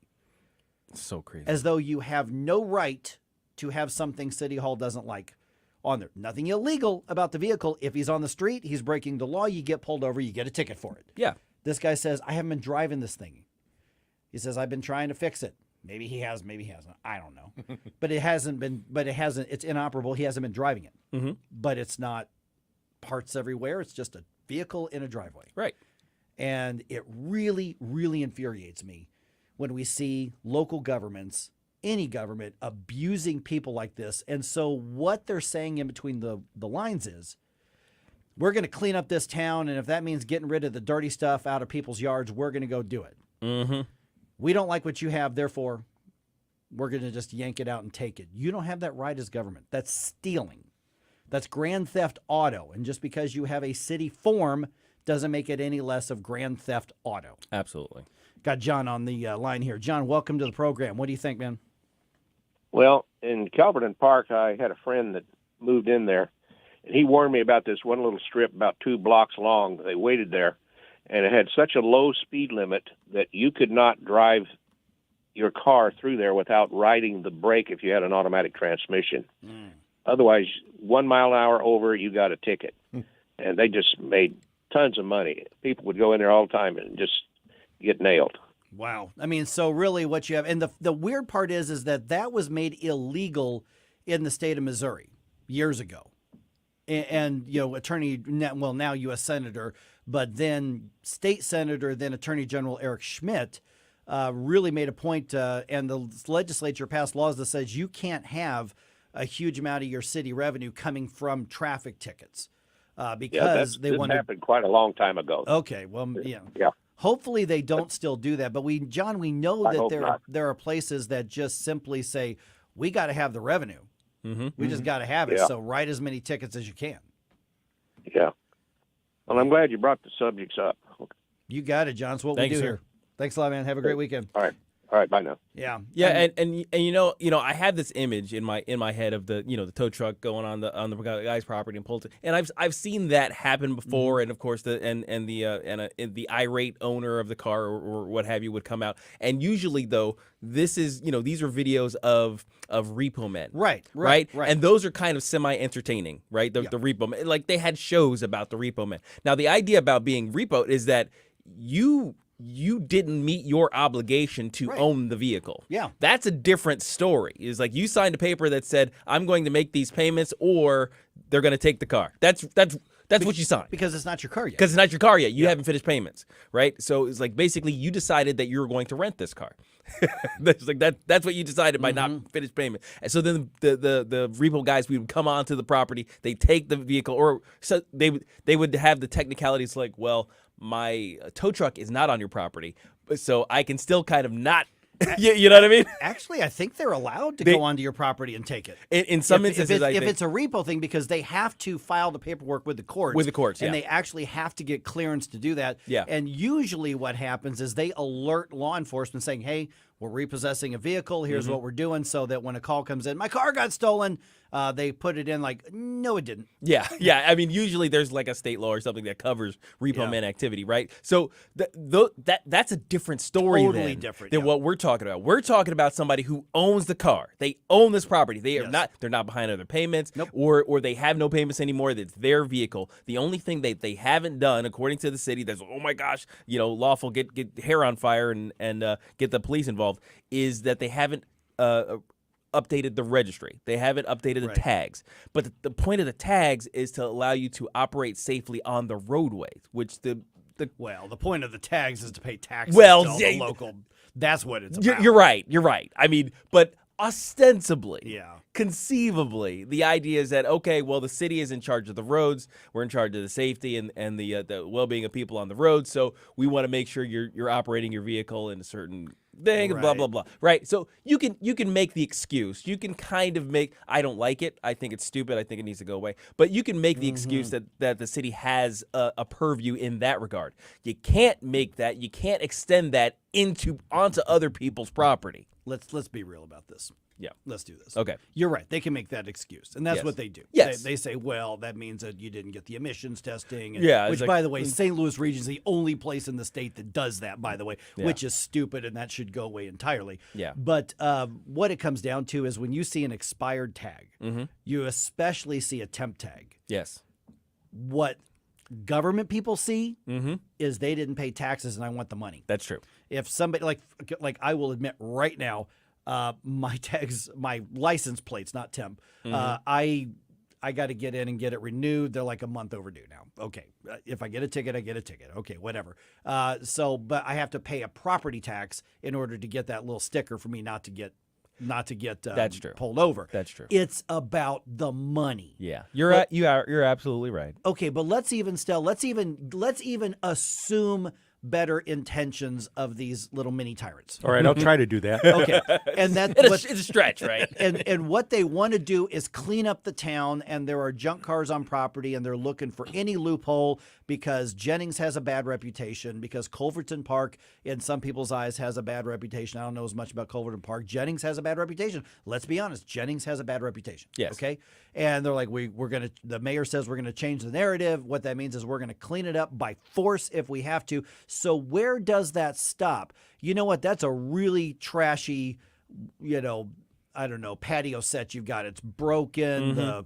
The canvas on the shield. What do you call it? The umbrella. The awning. It's there. You know what? You've got a window that's cracked. We're going to go just start pulling stuff out of your place and then charge you for it. Oh my gosh. But again, it comes down to exactly what you guys were saying. It's private property. Yes. How in the world can they do that? The other thing that crossed my mind, and I don't mean to divert into a different area here, as I'm driving 44 a couple days ago, all of a sudden I see speed traps everywhere. And then it dawns on me, we're close to the end of the month. That's right. Oh, That's my right. goodness. Police departments were out everywhere along 44. I mean, Eureka Pacific, all the way through. And most of them were city cops. Some of them were the county ones. And then I realized, oh, yeah, it's the 28th. Every police officer will, no, we don't do that. Yeah, you do. I think some places probably do. I think they still do. I think most places do. They would never admit to it. Now, they will say, for instance, my wife was driving back home yesterday from Kansas City. She was helping my mom for a few days. And she was on the phone with me, and she goes, okay, here's where I am, if that tells you how long it's going to be before I get home. I said, okay, yep, you're about 3.5 hours out. I said, by the way, today meaning Thursday and tomorrow meaning today. So Thursday, Friday, this week, yesterday, today, and tomorrow are expected to be the busiest travel days of the year. according to AAA. Wow. That also means that if you're traveling somewhere, cruise control is your friend. Yes. Amen. Use it and be careful because they are out watching. And I don't think they're looking for speeders. I think they're looking for drunk drivers. But don't give them a reason by going 15 miles an hour over the speed limit. Use your cruise control. You'll be fine. Yeah. And then, you won't have any issues. Right. But the overuse of basically the regulatory state to generate revenue via tickets, via in this case property confiscation. Yeah. It's wild. It's out of control. You can't let government get to the point where they think of you solely as a generator of revenue for them or children to manage, which is even to me more dangerous. Which is what I've seen, not just in North County, but I see it where I live too, where City Hall is basically, well, how are we going to manage these people? We want to create top down, the community that we want. That means we're going to let some people do some things and you're not going to be able to do other things because that's what we want because we're co-managers or co-owners of your property. Government is not a co-owner of your property, but too many city administrators, city managers, aldermen, mayors, city attorneys, too many of them have that mindset that doesn't say we're here to serve and provide public goods like water, sewer, fire department, police department, you could argue parks and recreation, although I think the private sector could do most of that. But they're saying our job here is to mold and form what we want. And if we don't get what we want or people are complaining, and then we're just going to go steal stuff. And I'm saying what Culverton Park and what Jennings are doing is they are committing crimes. They are doing it. They're arguing under the guise of an ordinance that allows them, but they are stealing property. They are committing grand theft auto and just saying, no, it's not. Look, we have a form. We have a form here. We can do this. Our city lawyer says we can do it. Well, your city lawyer sucks. Yeah. Government paternalism is a major problem. And it starts at the local level and goes all the way up to Washington. Yep. All right. 314-912-1019. Basically get it off your chest as we head into the weekend. Yeah. For a lot of people, this is a holiday weekend. It's a weird thing because the holiday is on Tuesday. Yeah. It makes for a weird week. So we got this floating, dangling Monday out there. Yeah. Like and we have no Fair St. Louis, correct? I don't think there's not a Fair this year. St. No, I don't think so. That's another thing that makes it feel a little different. It's weird. It is. I wouldn't have gone anyway because too many crowded people. But, but still, it's weird. I agree. I'm upset that it's not here, even though I was not going to go here. 314-912. Why is that true? I know. 314-912-1019.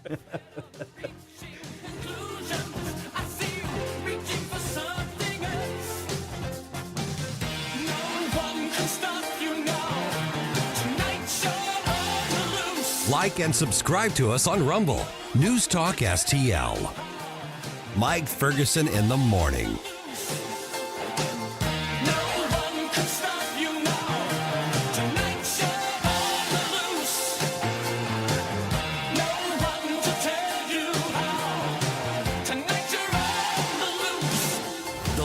News. Speaker of the House is raising new questions about allegations that the Attorney General of the United States has weaponized the Justice Department. The news you need to know. Ford is making more cuts as it deals with high expenses for making electric vehicles. Seems pretty obvious that his age is creeping up on him. The president's got to do better, and he's got to show himself to be presidential. I've not taken a single penny from any country whatsoever, ever. And the place to talk about it.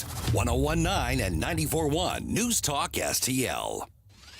This is so stupid. St. Louis's. Okay, I'm hanging up on you now. Place to talk. News Talk STL. When it comes to moving and being in the right place, summertime is is for a lot of people the time to make big decisions. It's not the school year.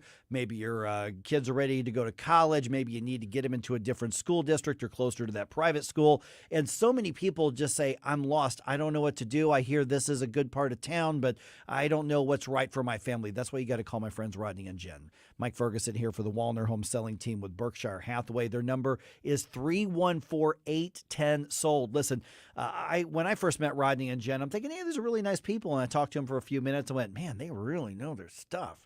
And then I get to know them a little bit better, and I say, wow, these are the kind of people we need in all sorts of business. Ethical, focused on what their clients and customers need, not what they're looking for, because they have a very successful business, and that's because they treat people right. And they do things the right way. Matter of fact, when I called them the first time, 314-810-SOLD, because my wife and I want to, have that sort of cabin getaway property in the southeast part of the state. It was interesting because when I first talked to Rodney and Jen, they said, listen, here are the, comparisons. Here's what, what you're looking at as far as an overall picture of cost and all that sort of thing. And it was pretty much what we thought it was going to be. A couple surprises I'm glad they told us about. And then he says, Mike, if I were you, I would wait just a little bit because of what you want to do in these market conditions. Now compare that to most people who go into any industry, real estate, car sales, insurance, anything you want. Their job is to sell you stuff. And here's Rodney and Jen saying, no, here's what we think is best for you. And that means not pushing me into doing something that may have been a mistake. And of course, the way that market changes happen, he was absolutely right. And so when I talk to Rodney and Jen and they come to me, and if they were to say, listen, right now's when you need to move, this is when it's going, I'm going to listen to that because they know what they're talking about. And I know they have my best interest at heart. That's how they've built a successful business, by keeping people's best interest at heart. Their passion is taking care of your family, and this is a difficult market, which is why you need experts who care and are sincere, and that's Rodney and Jen Woolner. 314-810-SOLD. Got any questions? Just call them saying, here's what I'm thinking about. They will answer your questions. They're not going to make you come into an office and sign an exclusive contract for representation. They'll answer your questions because that's who and what they are. So give them a call. Feel out what they bring to the table, and just like I am and have been and always will be, you'll be impressed with Rodney and Jen Woolner. 314-810-SOLD, 314-810-SOLD. Hello and welcome. From all of us at the Indoor Comfort Team, we want to help earn your trust and make your life, well, more comfortable. The Indoor Comfort Team has helped thousands of people deal with the common concerns of heating, cooling, hot water heaters. We've been doing this since 1979, and we're still only a call away. Whenever you need us, the Indoor Comfort Team. Comfort you can trust. Call 314-894-8200 or visit indoorcomfortteam.com. If you're hiring, it can feel like trying to find a needle in a haystack. You can hope the right person comes along, or you can just use ZipRecruiter. Like Marco, president of operations at Telly Tires and Auto Centers. ZipRecruiter helps me find all the right people, even the most difficult jobs to fill. See why 4 out of 5 employers who post a job on ZipRecruiter get a quality candidate within the first day. Now try ZipRecruiter free at ZipRecruiter.com/free. ZipRecruiter.com/FREE.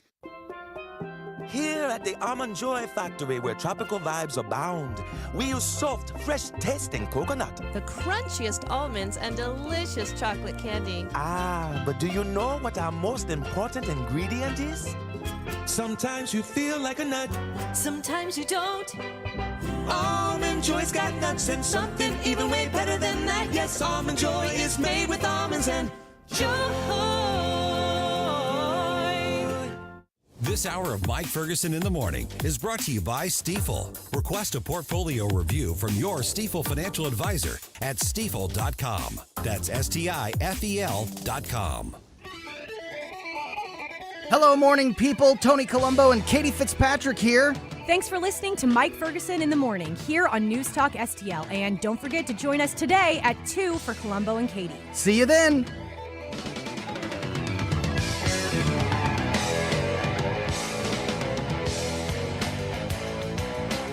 Did I ever tell you what the weird thing is I remember about every time I hear this song, the weird thing that jumps up?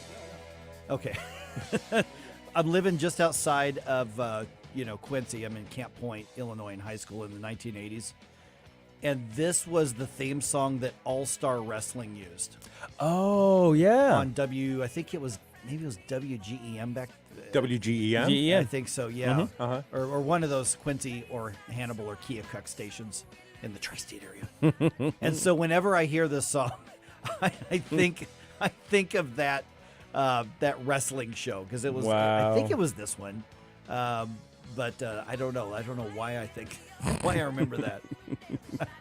And even if it wasn't this one, this sounds like a wrestling song. Yeah, it does. But it was that intro there, where the guitar builds up and then crashes down and comes back up, and then of course they're showing the guys in their underwear like throwing each other around.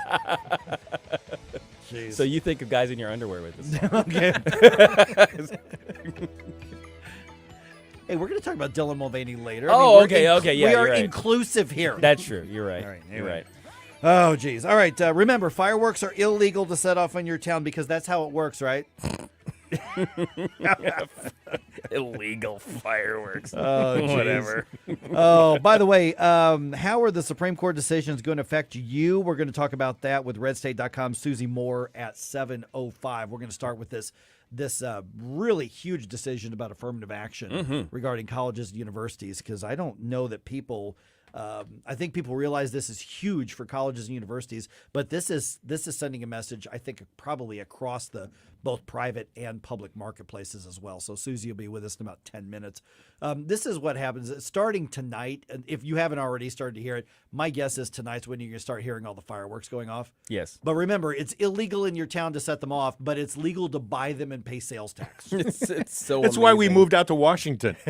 Folks would ask us, why'd you move out there? Well, was it, the folks out there, or you just want to get out of the city? No, I want to be able to buy fireworks. and actually use them. Yeah, I think a few cities have said, okay, it is hypocritical for us to allow you to sell them, but not actually let you blow them up. So there's a few places that don't even do temp permits for the tents anymore. But like youth groups and, nonprofit groups, they make a lot of money off those fireworks sales. And I am telling you, starting tonight and over the weekend, you're going to hear the pop, pop, pop, pop and the fizz of the Roman candles. And that's going to be happening everywhere. I don't know about where, because you're in North County. Florissant. You're in, Florissant, Washington. I'm in Richmond Heights. The last couple of 4th of Julys, literally the fire trucks patrol Richmond Heights. Oh. Like police cars. I mean, literally like the big pumper and tanker truck literally are patrolling around in the city. I think it was a particularly dry period that time. Well, it is right now, too. Last year. Yeah, that's true. It is right now. Yeah, we haven't had a really good rain in quite a bit. Yeah. Yeah, so that's what makes it dangerous. Like, I think that's why the city's always made the excuse that, well, that's why we have the ordinance. We don't want to start fires, and it gets really expensive and blah, blah, blah. But nobody pays attention. Now, this is going to be different, though, than the typical North County game of firearm or firework. Because that happens. That happens actually pretty regularly. You hear some pop, pop, pop, pop, pop. It's I don't know. The timing between those pops was irregular. Yeah. That means gunshots. Exactly. That is exactly what we had in the city. All the years we lived in the city, Kathy would always say that. Which one was that? Yeah. Fireworks or gunshots? Or fireworks. Yeah, exactly. Jeez. Oh, man. So I'll just say... Roman candle or Ruger? I shouldn't be laughing at that, but it's true and funny. It's St. Louis. I know, it is. Gooey butter cake, toasted ravs, firearms or fireworks. Yeah. It's the game. It's don't mess with our culture. Yeah. I'm saying. What high school did you go to? Susie Moore from RedState.com. Let's talk about this anti-affirmative action ruling by the U.S. Supreme Court. This is a game changer, people. We're talking about it.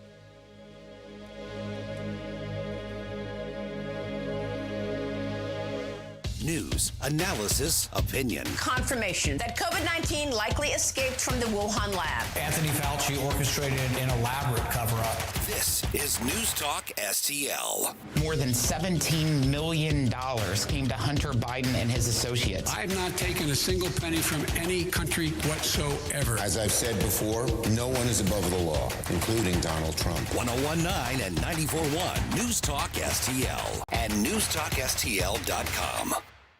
Are you tired of hard chlorinated water drying your skin out, tasting bad, and ruining your fixtures? Jones Air and Water Treatment has the solution to this pollution. Our Hydratech H2O leaves you with great tasting, soft water at all fixtures in your home with one unit. Call Jones Air and Water at 636-899-1040 or visit us on the web at joneswater.com. You can be a filter or buy a filter. Jones Air and Water, 636-899-1040 or joneswater.com on the web. Call us now. News Talk STL is proud to have Doug Voss of Safe Money Radio as part of our lineup each week. Doug has been a staple on St. Louis radio for many years as one of the leading financial experts in the area. Doug and Safe Money Radio is on 3 times every weekend, but in case you miss anything, you can check it all out at DougVossSafeMoneyRadio.com or call 844-676-SAFE. That's 844-676-7233. Doug Voss is a registered representative. Securities offered through DHL Securities, LLLP. Member FINRA and SIPC. From trees that need planting to fences that need building, you have a lot to do. But that's no excuse to skip the most important step in any digging project, locating the underground facility. Submit a free locate request online at Missouri-811.org or by calling 811 3 working days before digging. Missouri 811 will contact the public utility owners so they can locate their underground utilities and you can dig with confidence. This ad is brought to you by Missouri 811.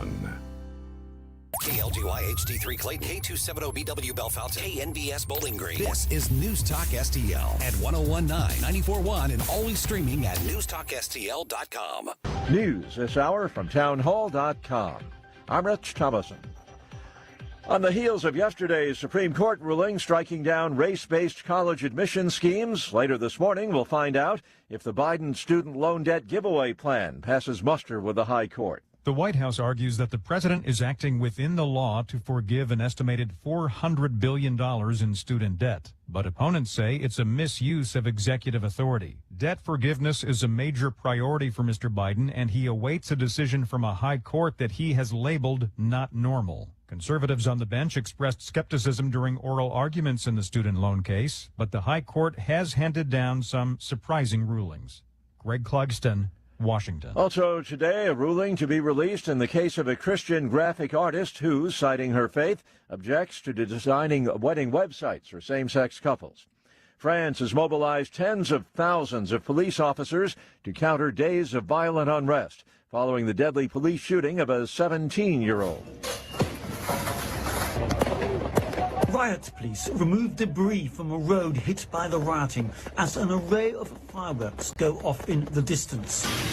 Police report less violence on Thursday night compared to earlier in the week. After a morning crisis meeting, Interior Minister Gérald Darmanin says the number of officers in the streets would increase from 9,000 to 40,000. The police officer accused of the deadly shooting has been handed a preliminary charge of voluntary homicide. I'm Charles de Ledesma. Former President Trump and Florida Governor DeSantis, front-runners in the race for the GOP presidential nomination, scheduled to speak today at the annual gathering of Moms for Liberty. On Wall Street this morning, Dow futures up 91 points. More on these stories at townhall.com. Miss Prager here. Sue and I mean it when we say dogs are part of our family, and there's nothing like their loyal companionship. So we provide them with Rough Greens, R-U-F-F, because we want them to feel healthy and be with us as long as possible.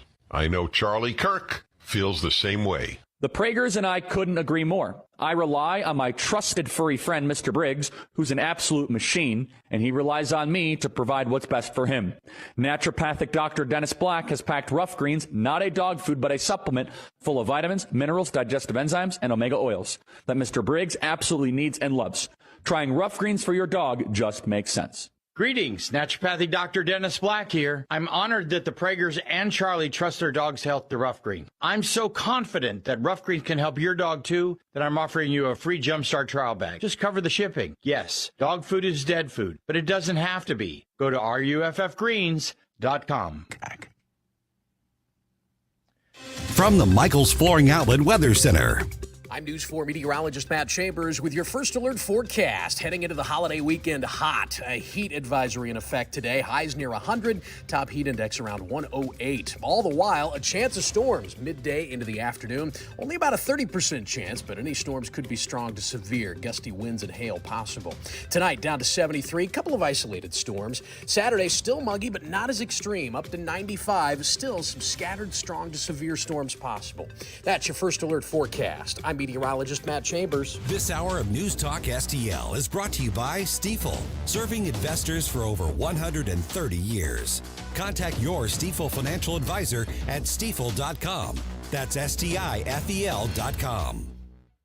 News Talk STL is proud to have Doug Voss of Safe Money Radio as part of our lineup each week. Doug has been a staple on St. Louis radio for many years as one of the leading financial experts in the area. Doug and Safe Money Radio is on 3 times every weekend, but in case you miss anything, you can check it all out at DougVossSafeMoneyRadio.com or call 844-676-SAFE. That's 844-676-7233. Doug Voss is a registered representative. Securities offered through DHL Securities, LLLP. Member FINRA and SIPC. Have you heard? Missouri One call system is now Missouri 811. New name with the same mission of protecting essential underground facilities and excavators. Do your part by requesting a locate online at Missouri-811.org or by calling 811 3 working days before digging. It's a simple process that saves lives and prevents service interruptions. It's simple, free, and it's the law. This ad is brought to you by Missouri 811.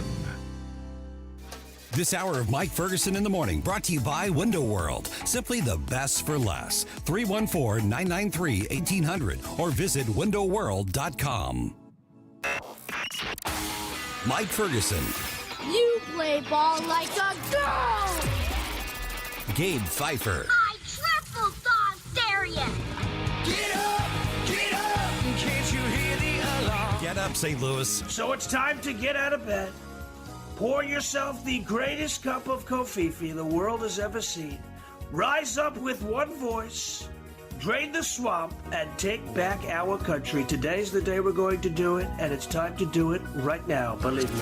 Mike Ferguson in the Morning on News Talk STL. Get up! Get up! This is your cousin. All right, the talk of the nation. The U.S. Supreme Court says no more using race as a factor in admissions to colleges and universities. Diversity is going to go away, Gabe. It's just going to be a bunch of white people walking around. Oh no! What are all of us black folks going to do? It's nothing but crackers from here on out. Get your cheese. By the way, every weekend we got some of the best news talk programming you're going to hear any weekend. That's including Paul Kurtman, Saturday at noon. Also, a little bit later on today, right around 7:35, we're going to take a deep dive into another one of those Supreme Court rulings, and this one has to do with religious freedom in the workplace. This is a fascinating case. A lot of nuances in this one, and we've got our friends from First Liberty going to be on here as well. Joined now by Susie Moore from redstate.com and attorney extraordinaire as well. So, Susie, good morning. Appreciate you being on the program here. Okay, I want to start with just the foundation because I think there's a lot of people celebrating or bemoaning the ruling without really understanding what we're talking about here. So we're talking about colleges and universities. We're talking about the use of race in admissions. So the question I've got first and foremost is, what can colleges and universities not do anymore, and how wide or how narrow is the ruling itself from your understanding? Well, hi. Hi. Hi. That's a loaded question. So people could be forgiven for not necessarily understanding the nuances here because it's a 237-page opinion, and it is, while it is, the underlying principles of it are pretty straightforward. I mean, like most Supreme Court decisions, it's wordy, and there's a lot to work through, and it involves a lot of precedent and various legal principles. So it's not, really easy to just sum up, but I will do my best. What this decision ultimately says is that colleges and universities in their admissions process can no longer make their admission decisions based on race. They can no longer do that because it violates the Equal Protection Clause. And the previous rulings that had sort of allowed for it under certain narrow circumstances and with certain understandings just were no longer workable. So basically, you cannot have race be part of your point grading system and whether or not you're admitting somebody. Doesn't mean that you can't consider somebody's experiences, their lived experiences, when they talk about, their if they write their essay and they talk about something that they an obstacle that they overcame, some prejudice that they face, that sort of thing. It doesn't mean you can't consider that as something that would be, a benefit because this person brings this, perspective. But as far as their actual race and categorizing people based on that and point scoring them based on that, colleges and universities can no longer do that. Good morning, Susie. Gabe here. Again, you mentioned it's a really long decision, so I'm not sure if you've read this portion or seen anything about it, but I thought I saw something about a carve-out for freedmen. That being, specifically that those who trace their lineage directly to enslaved persons can be considered still as part of their the admissions process, and there was some reference to laws to that effect back in the 1800 or late 1800s. Do you know anything about that aspect of the decision? So the good thing is that we live in 2023, and when I have a PDF pulled up, I can do a word search real quick. So when you nice. you said Friedman, and I looked real quick. Yeah.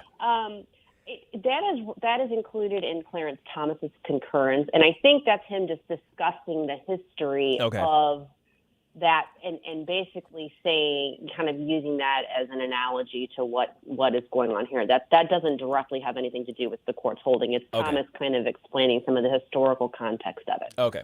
So, Susie, let me follow up on what you were just kind of referencing a minute ago. And this has to do with, for instance, a number of colleges and universities already putting out statements kind of bemoaning the ruling. And they're saying, we're going to pursue a diverse student body anyway, as though this is some sort of anti-diversity ruling on this. And they're saying, we're going to find a way to work around it, and the president's going to put together a task force and all this kind of thing. Does this say that universities and colleges or anybody else cannot keep diversity in mind when it comes to assembling a student body or a faculty or anything like that? Absolutely not.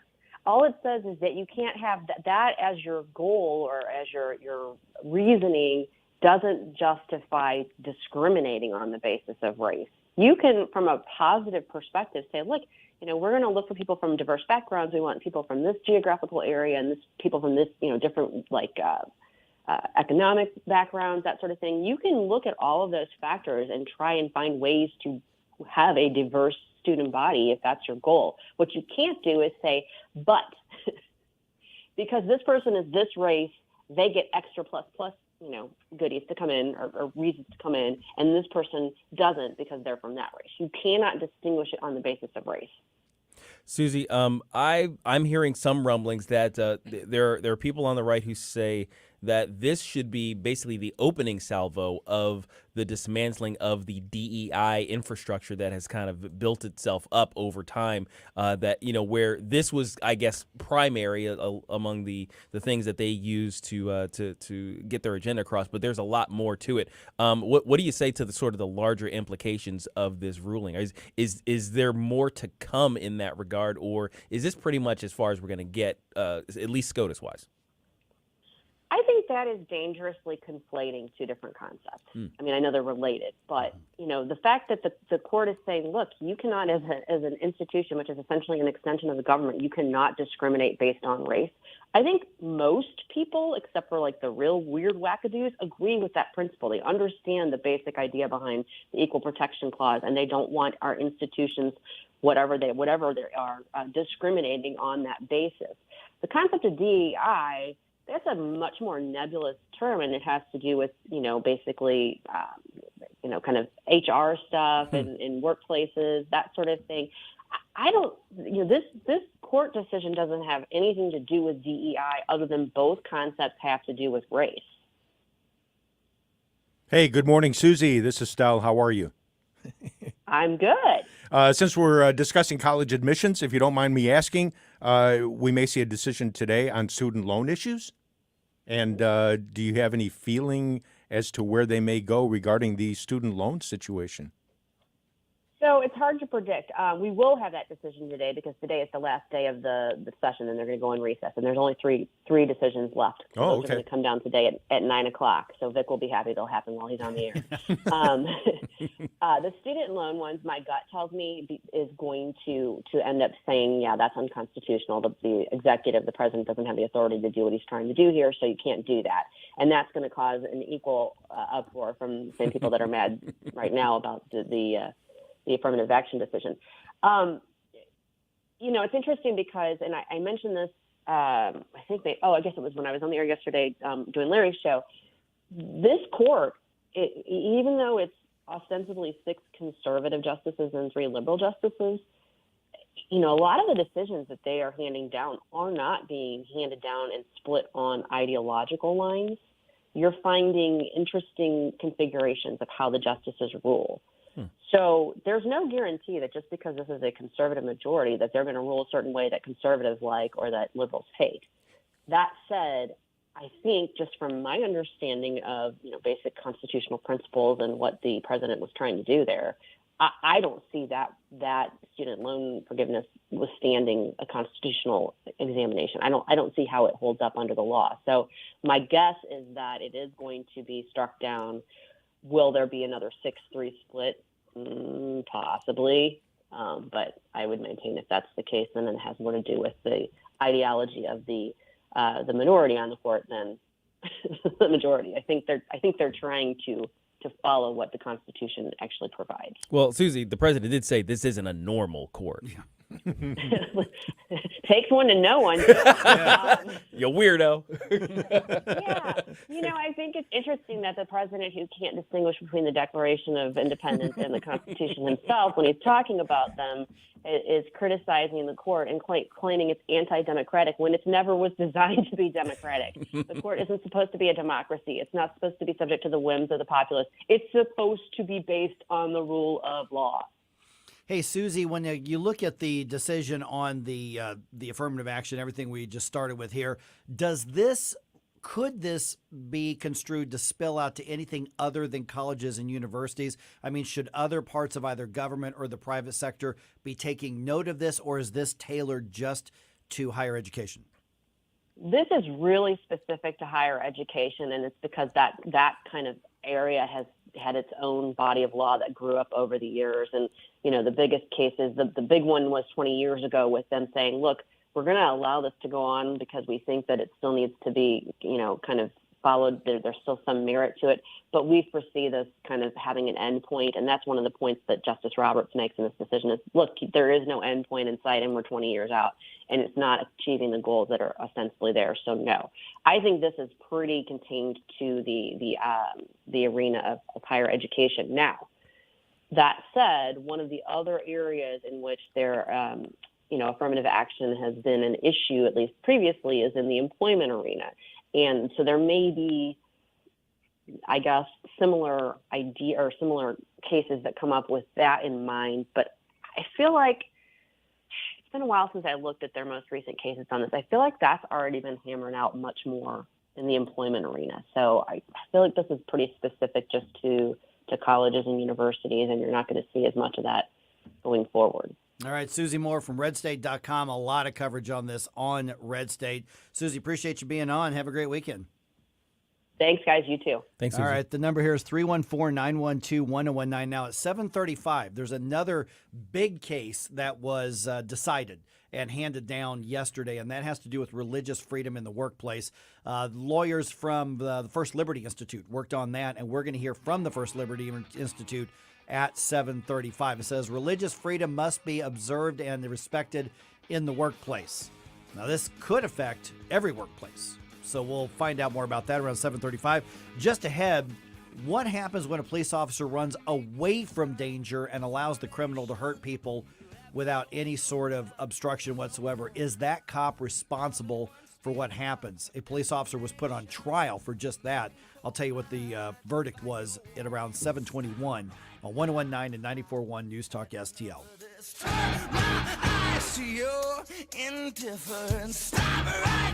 We give you news, analysis, opinion, and more.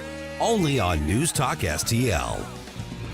Get up, can't you hear the alarm? Get up, this is your cousin God. Get up, what are you? Mike Ferguson in the morning. Bongino. So TikTok users, I don't know who you are. A pretty broad group of people given the tens of millions of people that use the app. But you're surprised people stand for the national anthem? Don't be surprised. If you're sitting next to me at a game and you decide to sit on your ass, you're getting a dirty look from me. Weekdays at 11 on News Talk STL. Tony Colombo here for the cleaning pros at Zero Res. July is National Carpet Cleaning Month, which you may as well just change to Zero Res Month because there's nobody better. We've seen that firsthand in our home many times over the years. And to celebrate right now, if you book a cleaning with Zero Res and mention the Colombo special, you'll get 3 rooms of carpet cleaned starting at just $129 and get a 4th room free. Just mention the Colombo special when you call 314-474-2020 or book online at ZeroResSTL.com. Tim Jones and Chris Arps in the afternoon. Michael Reagan, son of Ronald Reagan. Had I not learned to forgive, I would not be the man I am today. I look at a man who forgave John Hinckley for trying to kill him, and I say, if he can forgive the man that in fact tried to kill him, I can forgive myself and others for what's been done to me and what I have done to others. And when I learned that lesson, my world changed.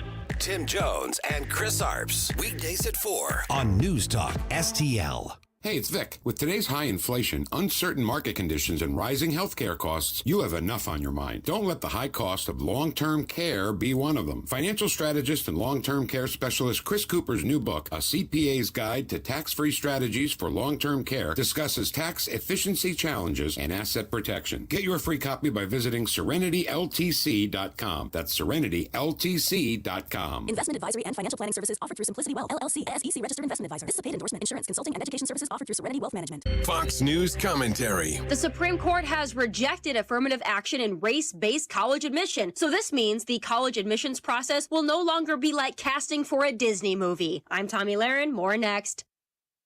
If you're hiring, it can feel like trying to find a needle in a haystack. You can hope the right person comes along, or you can just use ZipRecruiter. Like Marco, president of operations at Telly Tires and Auto Centers. ZipRecruiter helps me find all the right people, even the most difficult jobs to fill. See why 4 out of 5 employers who post a job on ZipRecruiter get a quality candidate within the first day. Now try ZipRecruiter free at ZipRecruiter.com/free. ZipRecruiter.com/FREE. Huge win for equality, fairness, and true merit. The Supreme Court shot down affirmative action, ruling it violates the 14th Amendment. Students for Fairness Admission sued both Harvard and the University of North Carolina, alleging purposeful discrimination towards Asian American applicants, and they won. You know, folks, college is way too expensive and becoming increasingly useless anyway, so maybe the way to start to fix it is prioritizing, I don't know, academics, education, hard work, and tenacity over skin color, gender identity, and the oppression totem pole erected by liberals for liberals. Maybe we can finally get back to the content of character as a home base the way true civil rights leaders intended. I know it might not always seem like it, but 2023 will be the year we bury woke, and this decision is just another nail in the coffin. I'm Tommy Lahren. News Talk STL. Always streaming on your smart speaker, our mobile app, or newstalkstl.com.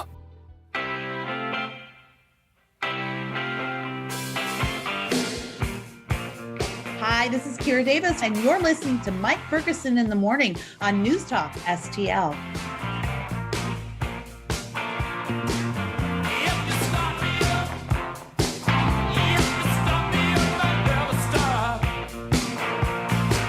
Okay, when a cop runs from danger, normally police run to danger. That's what 99.99999% of them do. But when a cop runs from danger and chooses to not protect people when he's needed the most, should he be held accountable for the harm caused by a criminal? We're going to talk about that in just a moment.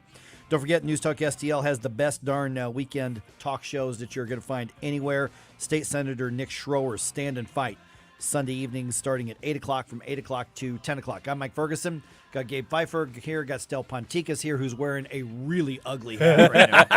I'm surprised it took you this long to get around to it. I've been simmering over here. I looked really, really hard for my Yankees hat. I know. I just get so I'm gonna have to go purchase one. So next time, if you're not watching on Facebook or Rumble or YouTube, he's wearing a damn Cubs hat. So that's the proper way to describe it here in St. Louis. If you are watching online, you're watching the streaming, or if you're not, go on to Rumble or YouTube or Facebook and just go ahead and light Stell up on that. We are literally walking distance from Busch Stadium right now. Okay, before we get to this verdict in this police officer case, looks like Kathy's got a question for me. Is that right? Okay, Hey, Kathy, you're on News Talk STL. Happy Friday. Hey, good morning. Happy Friday, guys. Good morning. Hello. We may be related. Oh, really? Mike. Okay. I'm originally from Massachusetts. Mm-hmm. I'm the one that parks the car in Harvard Yard. Yes. You're my buddy. And thank you, Gabe. And we're related to almost all the pilgrims that came over on the Mayflower. Really? Wow. There you Okay, go. so Yeah. then you might be distantly related to my wife then. Mm-hmm. Because she has ancestors who were on the Mayflower, and her mom and grandmother were in the Mayflower Society. Or her grandmother was, and her mother, I think she was, or she qualified for it. So if you're related to most or all of you're likely distantly related to my wife then, her maiden name was Carson. Yeah. Well, we were related to William Brewster. There were some Allens that we're related to. I've got a list in the other room. Oh, but, wow. Yeah. That's so cool. Yeah.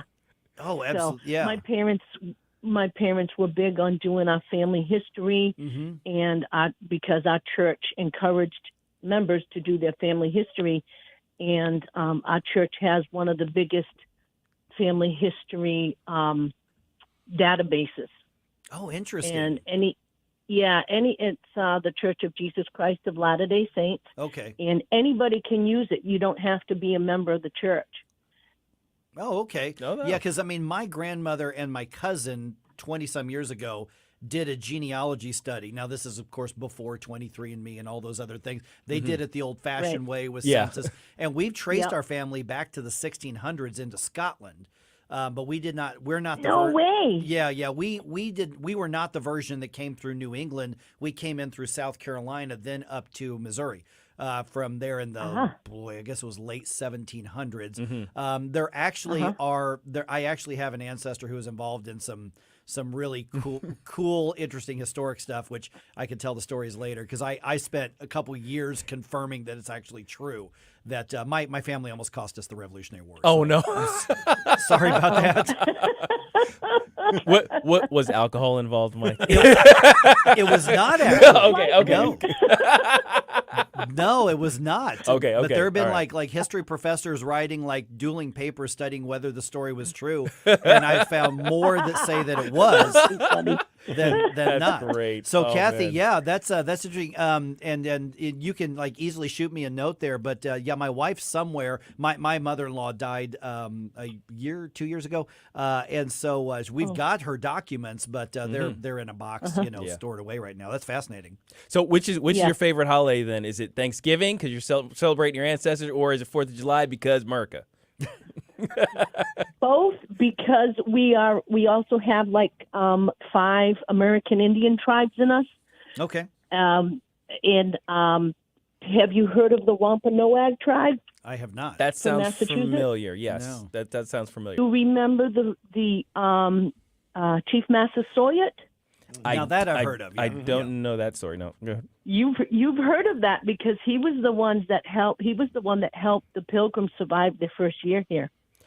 Oh, And you're we're right. related Yes. to him. Yeah. Is And it we're related to him Isn't as well. Massachusetts on some level derived from, or am I thinking something else? I was I'm thinking sorry, he had say that something. again, please? I was thinking he had something to do with Massachusetts The too. state name. Yeah, the state name. Yes, Wow. Oh, okay. Interesting. but That yeah, historical stuff. I love all that historical stuff. I really do. Right. You had the Algonquin tribes in there too, from that area as well. Yep. But there are some Indians that are in where is that? What? I think it's Martha's Vineyard. Some Wampanoags as well. Got it. Okay. So it really gets interesting. It does. Yeah. Hey, Kathy, thanks so much for the call. But yeah, you and Rachel may be like distant relatives then. That's so cool. Yeah. Where should I shoot you an email to? You can just email me at mike@newstalkstl.com. Okay. Yep. Thanks, guys. You Have got a it. great Thanks, weekend. Kathy. Thanks. All right. Be safe for the holiday. You too. Okay. Bye. Well, maybe like at the end of like 8 o'clock hour, if you guys remind me, I can tell you the story of like how my family almost cost us the Revolutionary War. I'm very curious now, especially as we're approaching before the July. So let's go. We did. I had one ancestor who was on the good side, and the other ancestor who was on the British side. Oh, wow. And for those in Illinois, there's another name that is a massive name in Illinois that is also involved in this as well. Oh, wow. Okay. And I mean, I'm telling you, because I actually found a book about stuff that my ancestors did that written by people I was not related to. And I spent like 2 years just trying to confirm the story, and it turns out that it looks like it's true. Oh, wow. There may be some historians out there who will take issue with it, but there's a debate. But literally, my wife was in one of her academic conferences somewhere in the Mid-South area 2 or 3 years ago. And this one of these professors, he's like, "Oh yeah, there's this really cool, tale in where this battle happened, and it's this place where a Ferguson was killed. You had the British, the guy who fought for the British, and they had all these traditions that came out of it, like you were supposed to throw a rock on the grave so the Ferguson won't get out and get you, and all this kind of stuff." And then my wife's there listening polite. She goes, "Yeah, my husband's descended from them." And they like freaked out because they couldn't believe it's like, no way. Yeah. Yes, I'm saying that Ferguson. It is. Okay, so back to the Supreme Court here. Right around 7:35, another ruling that is kind of being overshadowed by the affirmative action ruling. This one has to do with a postal service worker who says, you've got to respect my religious beliefs. And he's arguing that the post office basically said, no, you will work when we tell you to work, period. And he got pushed out of his job, and he sued, and the Supreme Court sided with him. And so First Liberty Institute, as in most religious freedom cases in this country, they were involved heavily, and they won that case of Gerald Groff. And we're going to talk to one of the fine folks from the First Liberty Institute right around 7:34. You remember the Coach Kennedy case last year? Yeah. First Liberty won that one too. And so they They're on a roll. won this one as well. All right. So we're going to hear from them right around, like I said, 7:34 here on 101.9 and 94.1 News Talk STL. This is News Talk STL at 101.9, 94.1, 99.1 HD3 and newstalkstl.com.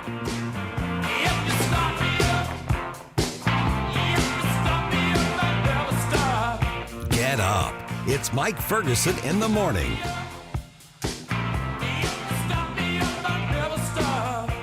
From the Michaels Flooring Outlet Weather Center. I'm News 4 meteorologist Matt Chambers with your first alert forecast. Heading into the holiday weekend hot. A heat advisory in effect today. Highs near 100. Top heat index around 108. All the while, a chance of storms midday into the afternoon. Only about a 30% chance, but any storms could be strong to severe. Gusty winds and hail possible. Tonight, down to 73. Couple of isolated storms. Saturday, still muggy, but not as extreme. Up to 95. Still some scattered strong to severe storms possible. That's your first alert forecast. I'm meteorologist Matt Chambers. Hey, it's Vic, and I'm here with Kathy Connor at Connor Roofing. Kathy, what makes Connor Roofing different? Hey, Vic. I'm glad that you asked. I think that what really sets Connor Roofing apart is our relationship with our customers. It's very important to us to develop that trust with the homeowner. This is what has allowed us to serve our friends and our neighbors in the St. Louis area for 30 years. Whether we are doing a roof or a gutter repair or even a full replacement, you can count on Connor for quality service and workmanship. Thanks, Kathy. To find out more, visit them at connorroofing.com. That's CONNER roofing.com. 1949, the last time a Republican held the top post in St. Louis City. A gallon of milk was 84 cents, and streetcars ran down Grand Avenue. The city was booming. Unfortunately, St. Louis city streets are no longer the epicenter of family and business life. In the 80 years of Democrat control, our city has been on a steady decline. St. Louis City Republicans believe it is our duty to provide a different path forward. Learn more at stlouisrepublicans.com. Paid for by St. Louis City Republican Pat Curtis, Farber Treasurer. Sundays at 5 on News Talk STL. As they say in the Game of Thrones, you either win or you die. And ladies and gentlemen, we're pretty close to that here in the United States of America right now. Mark McCloskey on fire. It's okay to be on the winning or losing side of an election as long as you're on the side of the power elite. But if you rock the boat, if you thumb your nose at the establishment, You have the full weight of the police state come down on you. Mark McCloskey on Fire. I call it coup by subpoena. Sundays at 5 on News Talk STL. St. Louis's new choice for conservative talk. What can we do to drain the swamp? Live and local. At some point, do we just let the dumb ones weed themselves out? Our modern society has been keeping dumb people alive for a long time. This is News Talk STL. Bill O'Reilly here. Check out the O'Reilly Update this afternoon at 3:45.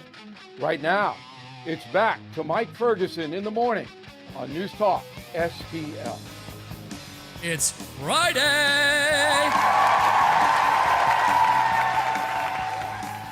Okay, the headlines are dominated right now by the ruling on affirmative action in colleges and universities from the U.S. Supreme Court. But the Supreme Court also had something to say on Thursday about religious freedom and the workplace.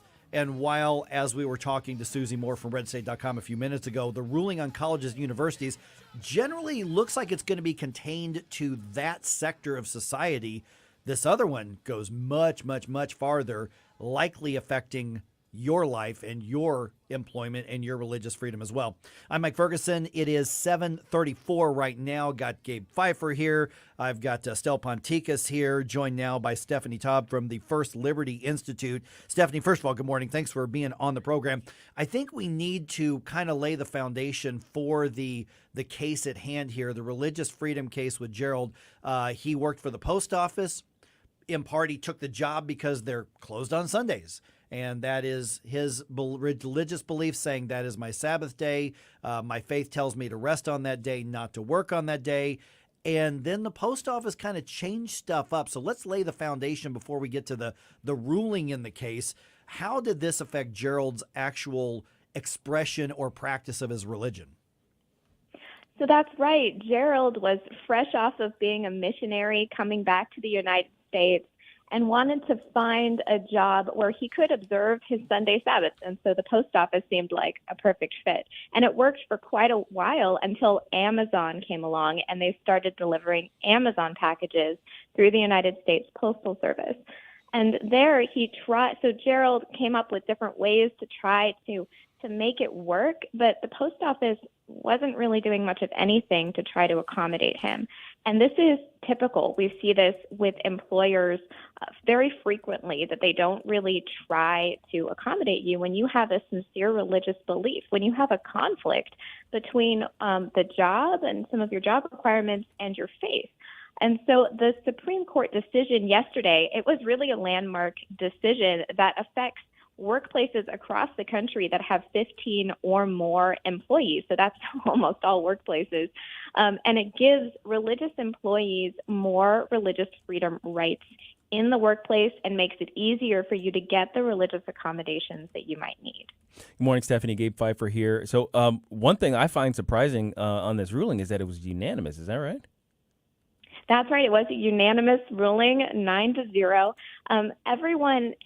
What this case is really about is, so you have the Civil Rights Act of 1964, and it was amended in 1972 to protect religious accommodations, specifically accommodations like the one that Gerald wanted, to protect people that observe the Sabbath or need different schedule changes in order to have a job in the workforce. But then there was a bad Supreme Court ruling from the 1970s called TWA v. Hardison that gutted the requirements of the Civil Rights Act, or the protections for employees. And it basically said, okay, employers, all you have to do is point to some minimal burden on your workplace, and then you can justify denying religious accommodations. And so it was a really pro-employer standard, and that was the law for about 50 years. But now, and it's been criticized left and right by pretty much everyone, because it has a really disastrous impact on religious minorities who may not have the power. People might not understand what their religious requirements are. So this is great that it's a unanimous opinion. Left and right can come together to protect religious employees in the workplace. Stephanie, just right off the bat, is this something that affects public employment, or could this be something that affects the private workplace as well? Yes, so it applies to public sector and private sector. Anyone that has any workplace that has 15 or more employees.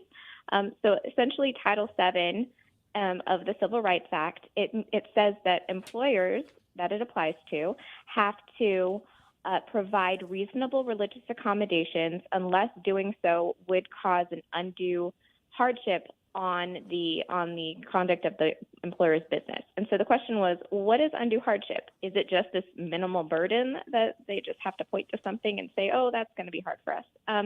But now that the Supreme Court clarified, that means that actually undue hardship actually means what it says. Congress means what it says. The employers have to accommodate unless it would really cause them a really substantial cost. So we understand that sometimes employers need to make accommodations. You have to facilitate schedule changes, for example, for people like Gerald who need to observe the Sabbath. We're visiting with Stephanie Taub from the First Liberty Institute. And as I mentioned a little bit ago, First Liberty Institute is also the driving force behind the victorious Coach Kennedy case last year. So you've got another religious freedom case right here. Stephanie, let me follow up on what you were just saying on that undue burden part for employers, because that's some of the debate that I've seen since the ruling was handed down. And what's been interesting is some of the small L libertarian types and circles have actually jumped on that, saying, well, wait a minute, in a private workplace, how do you define undue burden? And is this going to interfere with, with a private business being able to manage their own people and that sort of thing? So is there anything still left to be defined as far as what is an undue burden, what is a reasonable accommodation, or are we going to have to sort of feel this out over the years, even though the court has set the precedent saying this is the mindset, this is the context, which everything else needs to be decided? Well, there's a lot to that question, but essentially the Supreme Court wiped away the de minimis ability of employers to simply just, not to disregard their employees' religious needs. And so now they're going to have to take those religious needs more seriously. But the Supreme Court's clear that this isn't a bright line rule. That doesn't mean that everyone who needs to observe the Sabbath, it'll necessarily work for every workplace. So they said that you have to take into account the context, and specifically you have to take into account the size of the employer and operating costs of the employer. So if you have a large employer like these large government agencies, these huge multi-billion-dollar corporations, they're more likely to find something that can work for you. But if you have a small mom and pop that has like 16 employees, then the calculus changes.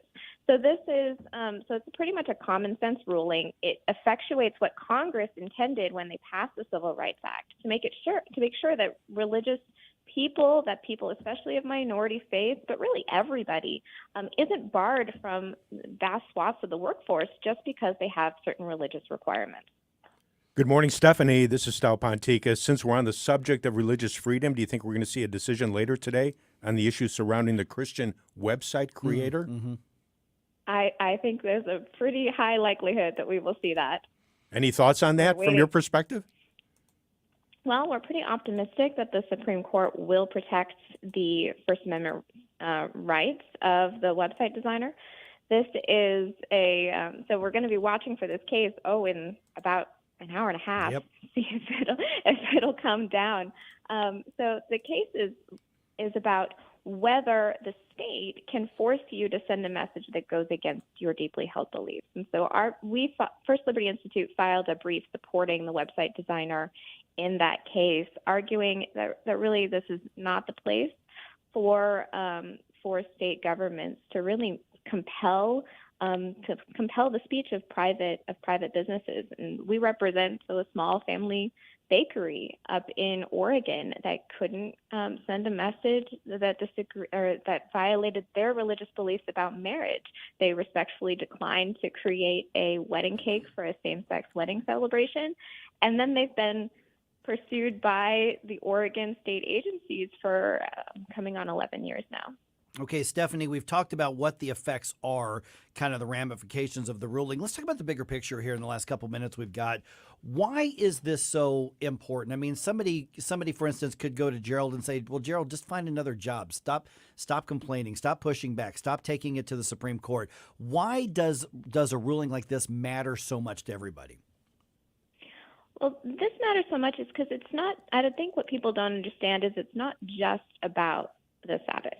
And religious accommodations could come up in a variety of contexts whenever you have a conflict between your religious belief and the work requirement. So we see this a lot when it comes to dress and grooming requirements. So you could wear the right to wear a yarmulke or a hijab.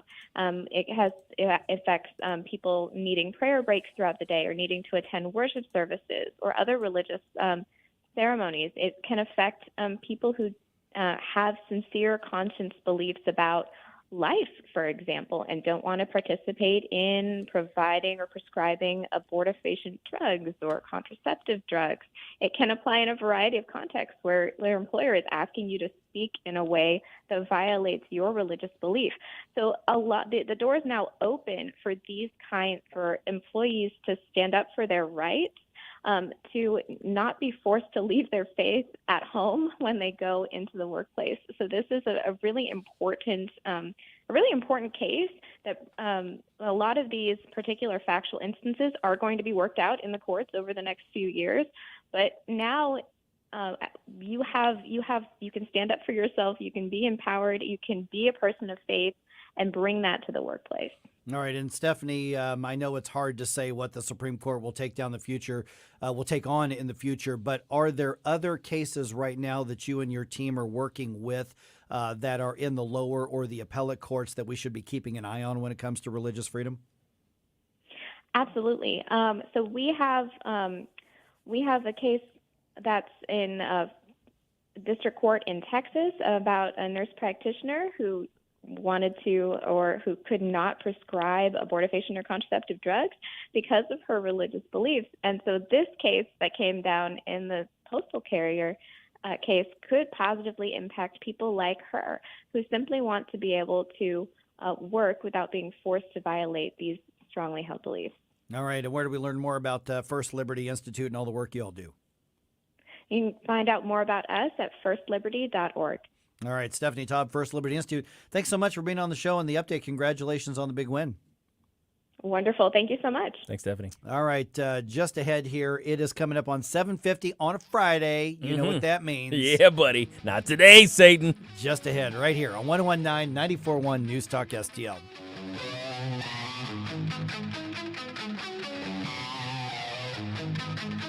Like and subscribe to us on Rumble. News Talk STL. Get up. It's Mike Ferguson in the morning.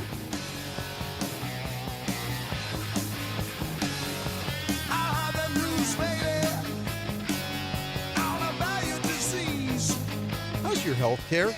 Insured but afraid to use it because of high copays and deductibles? You wait weeks for a few minutes with your doctor? It's Dr. Randy Tobler, and I struggle with the same issues as both patient and doc.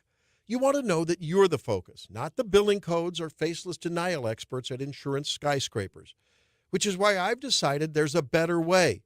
At Body of Health Direct Primary Care, you'll receive timely and time-rich appointments in person or virtually, whichever fits your needs and schedule, along with hundreds of free medications, transparent and truly affordable labs, and most importantly, a trusting relationship.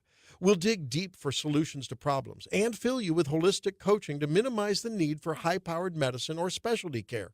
Now, if you need that, I'll work with specialists to streamline that journey too. And if it's prenatal care, hormonal, or sexual health that's bugging you, I'm board certified in women's health. Want a Body of Health? Get to know us at bodyofhealth.com. That's bodyofhealth.com. Are you wanting to improve the look and efficiency of your home? Well, one of the best and easiest ways you can do that, get some new windows. Window World, simply the best for less. You can give them a call today at 314-993-1800. Over 20 years in the business in the St. Louis area, over 70,000 satisfied customers. That's because Window World uses double strength glass, gives it a strength not commonly used in replacement windows. They've got the Good Housekeeping seal of approval. They've got 18 months, same as cash financing. You can get them today. 314-993-1800, windowworld.com. That's windowworld.com. This hour of Mike Ferguson in the Morning brought to you by Window World. Simply the best for less. 314-993-1800 or visit windowworld.com.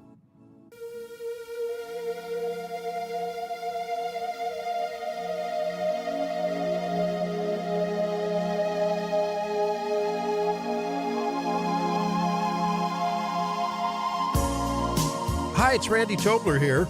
Pour a big cup of coffee and catch my show every Saturday morning from 6 to 9. Right now, it's back to Mike Ferguson in the Morning here on News Talk STL. I got to tell you, this show is like, normally I plan out and I send these guys an email like, here's the 6 o'clock hour, 7 o'clock hour. And this is one of those days where I'm like, I don't even know what's going to happen next. You're just pantsing it, as they say. You're flying by the seat of your pants. You're pantsing it today. Pantsing it. Okay, but let's do this in 1 hour. Yes. So we somehow, Catherine called in, said, hey, I may be related to you. It turns out she may be related distantly to my wife. Mm-hmm. And then we got into a couple stories. My family almost cost us the Revolutionary War. Right. And that's relevant, of course, as we come up on the 4th of July. Why am I not surprised? I'm telling you. So at 8:50, I'll actually tell the story, and it's been a long time. So I'm actually looked up during that last information segment, looked up the history articles on some of my ancestors, and like, okay, yep, I got it right. I'm refreshing. So at 8:50, I will tell you how Ferguson's almost cost us our freedom. Yeah. Speaking of not today, Satan. But I did have the Ferguson I'm descended from was on the right side. Yeah, there you go. He was on the continental side. That's important. That's important. Still, the rogue cousin. I don't want to give you a side eye every day. No, you know? No. You almost cost us Merc. I know, but that guy who almost cost us America he was a big reason that firearms advanced technologically. That's true. And that's another thing. That's the thing I'm most interested in. I'm looking at that right now. I'm like, oh, heck yeah. He's up there looking at the Ferguson rifle, which somebody from my family tree invented. Oh yeah, that's pretty awesome. Okay, so 7:50. I'm getting out of the way here. Gabe, take it away. It's the weird, the wacky, and the worrisome. These are the stories that make you say. Look all the devil. Oh, hell no. This can't be happening, man. This isn't happening. Devil. There's only way to be sure. Not today, Satan. Not today. Amen. Amen. Singer Pink, if we reminded who she is, she was the recipient of a peculiar gift at her Hyde Park concert in London this weekend after a fan tossed something onto the stage. A bag full of their dead mother's ashes. What? It's the weirdest thing. I mean, I hear the stories about Tom Jones and panties, right? Like that's kind of like the quintessential one. I've never heard of somebody tossing their dead mother's ashes onto a stage, but here we go. Can I also point out that at least it wasn't their live mother's ashes? That's a good point. A little grammatical humor there. That's a good point. In a fan-recorded video, Pink is seen picking up a plastic bag full of some substance in the middle of her performance of Just Like a Pill. Is this your mom? The stunned singer asked, speaking directly to a member of the audience. I don't know how to feel about this, she continued in bemusement, placing the bag down by a speaker before continuing on with her song. Now, social media had a field day with the incident, ripping the person who chose to do such a thing. One individual, however, was most perplexed by how Pink knew what was in the plastic bag, writing to Twitter, WTF. How did Pink know they were the person's mom's ashes? Like, WTF went down here exactly, many, many question marks following. WTF indeed. Yes. Now, have you ever seen the cremated ashes of somebody? It No. does have a very, very specific look. Oh, does it? Okay. Yeah, because we after my They're not like fireplace ashes like they show in TV and stuff like that. No, not like, because several years ago, after my mother-in-law died, we had all these boxes put into our house. So finally, we got around to going through them, and we found my wife's grandmother. Oh, okay. Her ashes in this bag in this box. So her grandmother had been living. Well, not living, posthumously in our house, and it was just this thing of ashes. Oh, wow! So it's got a very distinct look. It's got to a it. distinct look. Okay, I didn't know that. It's weird. Do you think the mother asked for that? Yes. Yeah, maybe she was a fan and she just couldn't make it to the concert, and she's like, she's like, "This is for you, Mom." You better get this party started. Oh man, I couldn't imagine what would happen if the bag broke. Oh, jeez. Wow. Oh boy, yeah, that make the performance quite a bit different. Can you imagine that? It's like, my father's ashes were spread upon the ocean because he loved me out there. Yeah. My mother's ashes were swept up by a roadie. Not quite as reverent as you would expect. Okay, now in our second story, a woman on a plane was disgusted to discover that the tickle she felt on her leg during her flight was actually the foot of the passenger behind her. No, God, please, no, no, no. Right? If it's not bad enough. The moment was captured by 24-year-old TikTok user Tavona in a viral video on June 24th that has received 26.7 million views already. The clip begins with Tavona looking into the camera in shock with her mouth wide open. A message overlaid on the video reads, "I felt something tickle my leg." She then moves her knees to the side, revealing what looks like a man's bare foot poking out from under her seat. Oh, golly. Oh, man. Yeah, so that foot was all the way forward there. Sir, it's bad enough you had the audacity to take off your shoes. Yeah, don't do that. But And socks. But you didn't pay for that space. I did. is there- and I will fight you. Yeah, I was gonna say I'm like, yeah. Is there any like he was asleep, or is it just he was creepy? I don't know. I mean, well, the other thing you got to think about is like he must have been a tall dude. Yeah. For the because I mean, no, there isn't that much space between the seats, but still to have your leg all the way under the seat in front of you so that your foot sticks out when she looks down. That's some big contortion going on there. Also, there was a picture of the foot, and I'm disgusted.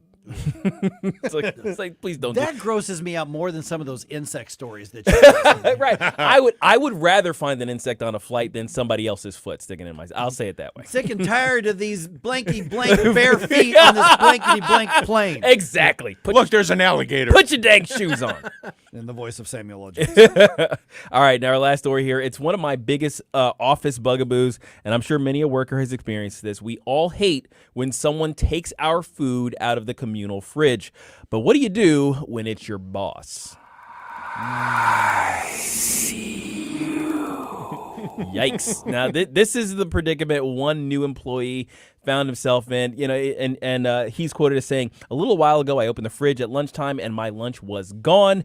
He fumed this on Reddit, by the way. The glass container my lunch was packed in was empty and it had a note on top of it. One of the executives wrote on a sticky note that said, "Lunch is on me," and he taped a $100 bill to the back of the note.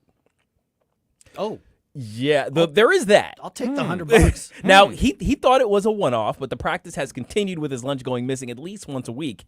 I'm assuming with the hundo included. Take the hundo. Now, Reddit offered a ton of advice ranging from learn to live with it to packing multiple lunches. One thing about me, though, is that you do not mess with my meal times. You wouldn't like me when I'm hangry. and not even a C note is likely to calm that beast. Now, $200 on the other hand. I say I'd be calmed by $100. Yeah. But, But in the meantime, you know what I'm saying. Look all the devil. Oh, hell no. This can't be happening, man. This isn't happening. Devil. It's the only way to be sure. Not today, Satan. Not today. Amen. So I guess I'm just a cheaper lunch day. Yeah, well, absolutely. Well, the thing is that they were saying that the article went on to say that this guy's wife was basically a gourmet chef. Oh, okay. So she made his lunch every day, and somebody took it. Somebody keeps taking. And that's the thing. it's one thing for me to bring you a lunch and give me $100, but you took my lunch. Now I have to go find lunch, and my wife made me my lunch. I have been in some workplaces where you just keep your head down because the boss is the tyrant. I've been in other workplaces where I could walk up to the boss and go, "Dude, stop! Don't make me slash your tires." Yeah, the article was talking about how this guy was new and he didn't really know this guy. He doesn't even know if that guy knows his name. Oh, one of and those. every time he walks by the office, he looks angry. So so he wasn't sure how to deal with it. That sounds like a boss who's wanting a conflict. It's like, I'm going to fire somebody today. I think Give so. me a reason. Although that C note is very nice. I'd take it, man. Yeah, I would do it. You do that often enough, you can make some extra jack on the sideline.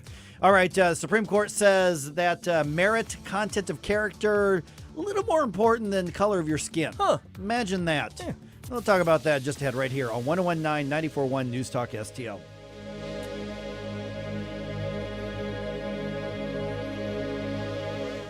Welcome home to St. Louis's new choice for conservative talk. Democrats do what they do. We choose truth over facts. News, analysis, and opinion. Putin clearly made a strategic error here. Russian mercenaries ending their march toward Moscow. It's obviously a significant internal division. Confirmation that COVID-19 likely escaped from the Wuhan lab. 101.9 and 94.1. I've not taken a single penny from any country whatsoever. You go to jail for the same crimes that Hunter Biden has committed. News Talk STL. Hey guys, Columbo here, reminding you that if you belong to an organization like a school or a church, or your kids are part of a group or a sports team that needs to raise money, there's no better way to do so than with a TJ's Pizza fundraiser. TJ's Pizza has been helping local organizations raise money for over 30 years to the tune of tens of millions of dollars. A local company helping local people, and there's lots of different ways TJ's can help you raise big money fast. Get started now at tjspizza.com. In times of economic uncertainty and chaos, your money means nothing. You may not even be able to get it from your bank or ATM. And the money you do have in the stock market will go down and down. What you can bank on is gold and silver. Gold and silver have been a reliable and trusted form of currency for thousands of years. Gold and silver have never been worth zero, and typically gold holds its value during economic turmoil. Call the Gold Hotline now and learn how to protect your money and your assets with gold and silver. And learn how to set up a new IRA or roll over your current one into a gold-backed IRA. Protect your money from the next market crash with gold and silver. Call now for your free gold guide. 800-281-4224. 800-281-4224. 800-281-4224. That's 800-281-4224. KLGY HD3 Clayton, K270BW Bellefonte, KNBS Bowling Green. This is News Talk STL at 101.9, 94.1, and always streaming at newstalkstl.com. News this hour from townhall.com. I'm Rich Thomason. The Supreme Court set to release a ruling that has religious rights at its core. The case of Colorado graphic design artist Lori Smith. Citing her Christian faith, she refuses to design wedding websites for same-sex couples. The High Court decision to be released this morning. Vermont, U.S. Senator Bernie Sanders pressing for a vote next week on Senate Bill 1339, legislation that Sanders claims will lower prescription drug prices. But Tom Schatz, president of the nonpartisan group Citizens Against Government Waste, contends the Sanders bill is a wolf in sheep's clothing. It's another of Senator Bernie Sanders' efforts to have the government take over health care, eliminate choices, increase prices, impose price controls. He's been talking about it for a long time, and this is one of those bills that every sane fiscal conservative member of Congress and taxpayers across the country should vehemently oppose. More information on Senate Bill 1339 can be found on the website lowermydrugprices.com. The heat wave that's killed at least 14 people in Texas and Louisiana, expected to be centered over the Mid-South by the weekend. David Roth, forecaster with the National Weather Service, says it's only going to get hotter. The kind of weather you want to stay indoors or be in an air-conditioned place or drink lots of water. Heat index levels of up to 112 degrees are forecast in parts of Florida over the next few days. Phoenix, the hottest large city in America, faces an excessive heat warning headed into the weekend. Dangerously hot conditions are expected from Saturday through Tuesday, including temperatures of 107 to 115 degrees across south central Arizona. I'm Donna Warder. Looks like we're headed for a higher open this morning on Wall Street. The Dow futures up 159 points. NASDAQ futures ahead 138. More on these stories at townhall.com. Factor pain relief that's natural, pain relief that works, and pain relief that attacks the source of the pain. That's the experience of tens of thousands of Americans who are taking Relief Factor right now. See their incredible video endorsements at relieffactor.com and then order your 3-week quick starter pack for just $19.95. That's less than $1 a day. Find out if it can work for you like it works for me by ordering your 3-week quick starter pack today. relieffactor.com, relieffactor.com. Be the next success story. You can host the best backyard barbecue when you find a professional on Angie to make your backyard the best around. Connect with skilled professionals to get all your home projects done well. Inside to outside, repairs to renovations. Get started on the Angie app or visit Angie.com today. You can do this when you Angie that. From the Michaels Flooring Outlet Weather Center. I'm News 4 meteorologist Matt Chambers with your first alert forecast. Heading into the holiday weekend hot. A heat advisory in effect today. Highs near 100. Top heat index around 108. All the while, a chance of storms midday into the afternoon. Only about a 30% chance, but any storms could be strong to severe. Gusty winds and hail possible. Tonight, down to 73. Couple of isolated storms. Saturday, still muggy, but not as extreme. Up to 95. Still some scattered strong to severe storms possible. That's your first alert forecast. I'm meteorologist Matt Chambers. This hour of News Talk STL is brought to you by Rodney and Jen Wallner and the entire Wallner home team at Berkshire Hathaway. Call them today at 314-810-SOLD. 314-810-SOLD. News Talk STL is proud to have Doug Voss as part of our lineup every week. Doug has been a staple on St. Louis radio for many years as one of the leading financial experts in the area.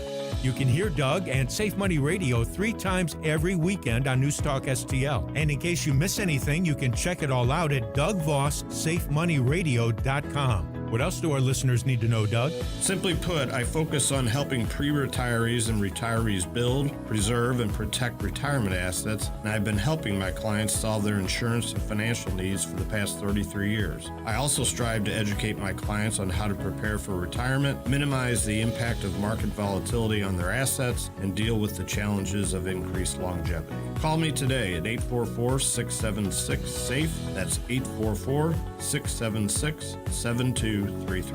Doug Voss is a registered representative. Securities offered through DHL Securities, LLLP, member FINRA and SIPC. Mike Ferguson. I am a young, vibrant man. Gabe Pfeiffer. I'm Batman. Get up, get up. Can't you hear the alarm? Get up, get up. We can't rebuild our economy and meet this climate crisis. Mike Ferguson in the morning on News Talk STL.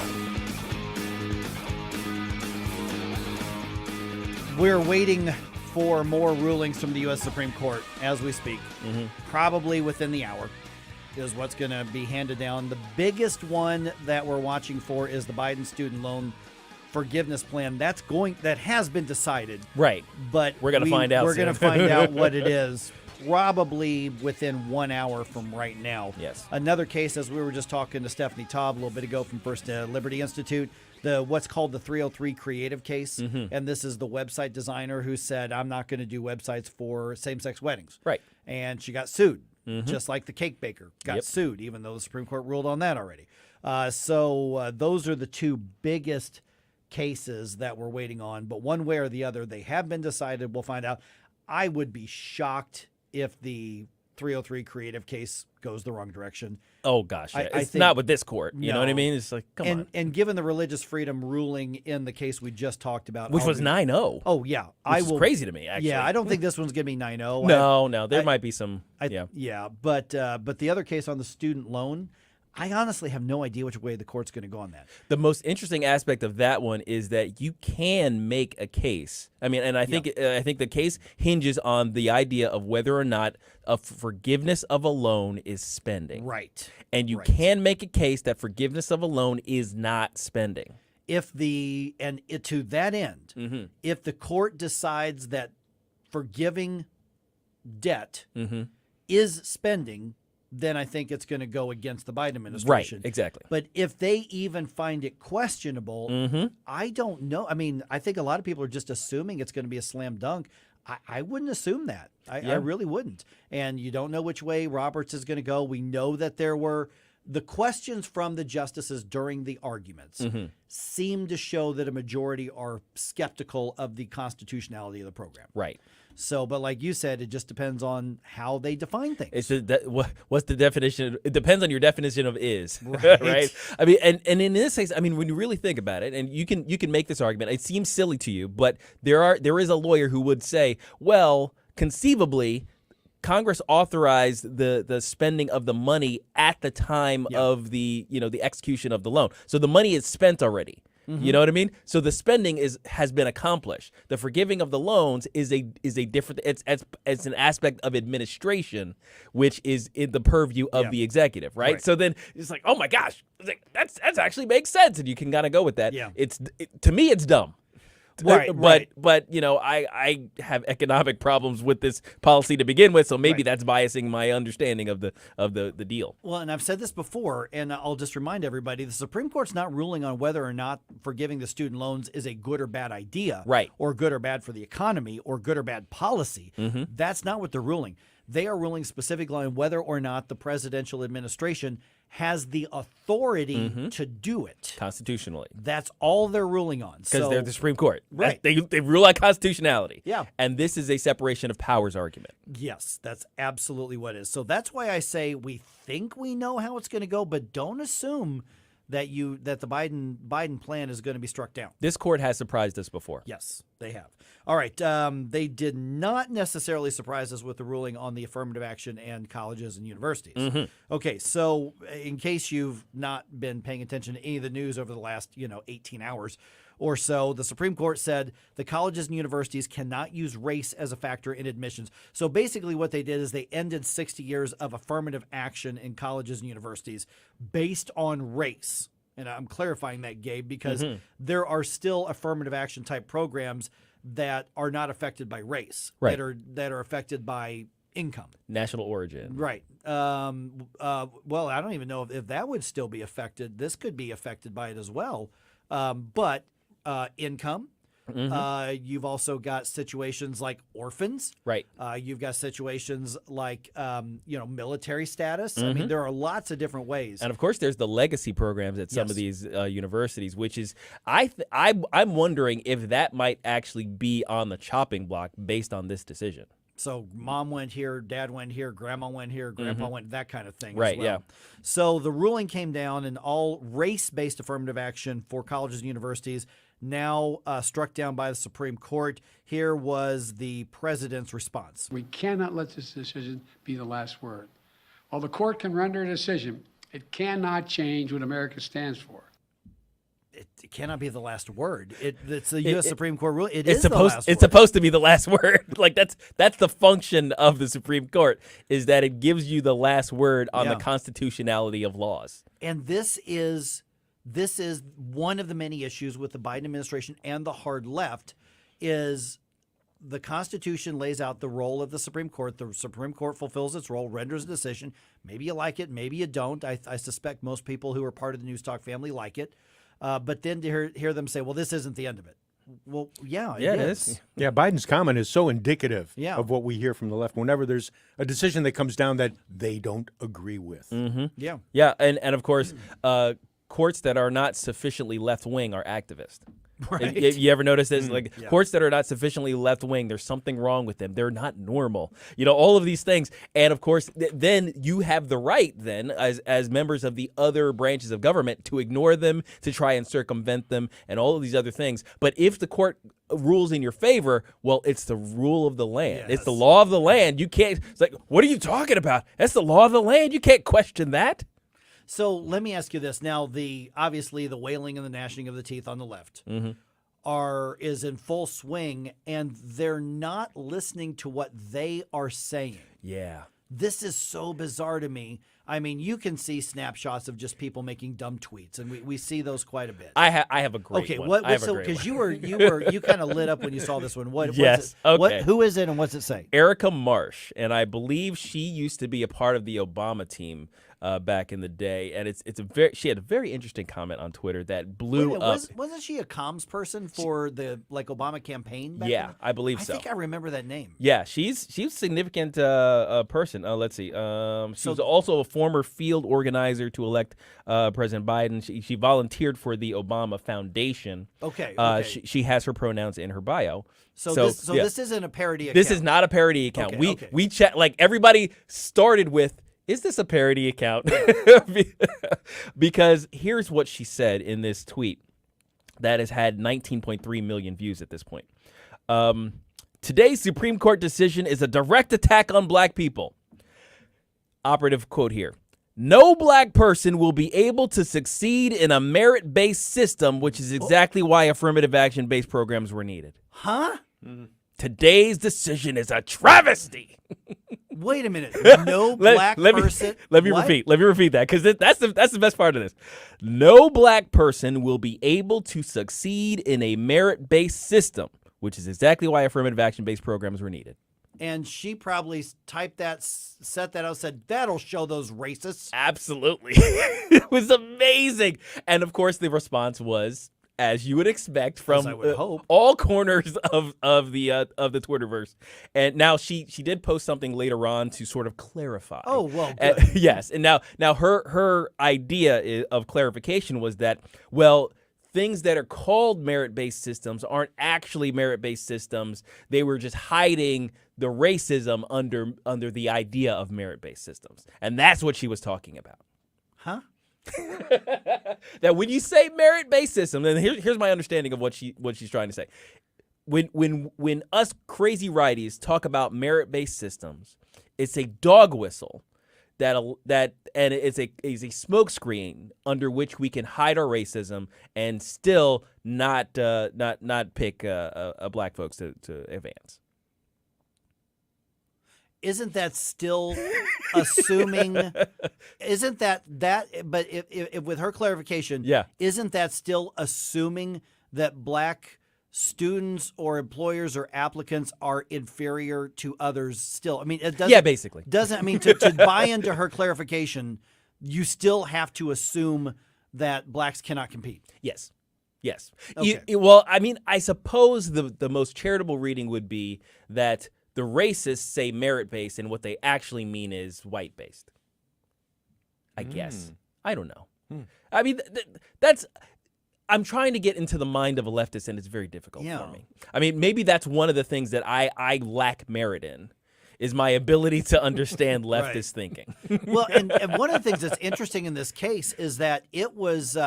this challenge came from a group of Asians. Yes. Asian Americans and Asian students who were saying, wait a minute, we were bumped out. Yep. Basically, the argument at Harvard, and I think it was University of North Carolina. North Carolina. Yeah. Yeah, I know. Harvard. Was it Yale or Harvard? I think it was Harvard. It was I Harvard believe. and then North Carolina. Yeah, I mean, Harvard was definitely in the mix. I think Yale might have been in this particular case. In this big, One Ivy League. Yeah, one private Ivy League school, one public university. Yes, so that's why. And they were the focused, right? And what the argument is by the Asian students who were basically either being told or felt they were being told is that you are overrepresented, even though you've got the highest qualifications or higher qualifications than others who are of different races. We're rejecting you. We're bringing in somebody who had lower qualifications, be it black, be it Hispanic, be it Native American, be it white, be it Indian American, Pacific Islander, whatever it is. And so that's where the challenge came from, saying, wait a minute, you're not looking at our merit. You're not looking at our accomplishment. You're not looking at who we are as applicants. You're looking at the color of skin. Mm-hmm. Yep. And by statistical analysis, they showed this. They said, and they compared the test scores that people would have to get in order to be eligible to get in. And they showed, okay, if you adjust for the way they chose their applicants, then an Asian American would have to score more than, I'm can't remember exactly how they put it. It's like, plus 500 points on the SATs or something like that versus, a black applicant who could get in with like minus 400, it was some interesting measure that said basically, certain groups were at a disadvantage because of the way the system operated. Right. And here's one of the problems. Here's one of the reasons why I particularly hate the affirmative action system the way it was being implemented across universities, is that basically somebody would look at me and my resume and they would assume right off the bat that I was an affirmative action case. Oh, yeah. The thing that's one of the things that meritorious black folks have to fight in a system that uses affirmative action, is that there's an ongoing assumption that, well, you probably got in this way, as opposed to, my 1590 SAT score. Have you ever had somebody say, how could you possibly be against this, Gabe? You benefited from it. Have you had people say that to you? Well, that's part of the deal. Yeah. That's one of the accusations they throw at Clarence Thomas all the time. Is that they say, look at this guy who benefited, who climbed the ladder of affirmative action to the highest position in the Supreme Court, and now he's kicking the ladder down so nobody can climb in after him.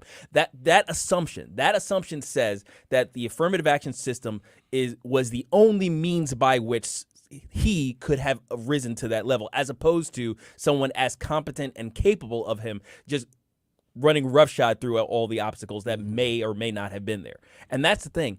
Back in the day, the reason that we had the Jackie Robinsons, the reason why the first made a difference is because they were so meritorious that they broke through whatever predispositions, whatever racist predispositions people had, or even laws. People would break laws to bring in meritorious minorities because, in a meritocracy, in a system where, the best wins, you just want to win. Yeah. You want to win more than you want to satisfy whatever racist predispositions you have. And that's the idea of the merit-based system being a benefit to black folks. All right. Let's do this. I've got more reaction to this just ahead right here. We got to get an information segment in right now. Just ahead, let's get more reaction to this. And at 8:35, guess who is speaking out about the Bud Light debacle? Is it our favorite tranny? It is the dude in the dress. Okay, all right. Audrey Hepburn? Yeah. He's got something to say. Okay. So we'll dissect that. All right. Yeah, right around 8:35. And then at 8:50, I will tell you how my family almost cost America the Revolutionary War. Dang it, Mike. Sorry about that. That's just ahead right here on 101.9 and 94.1 News Talk STL.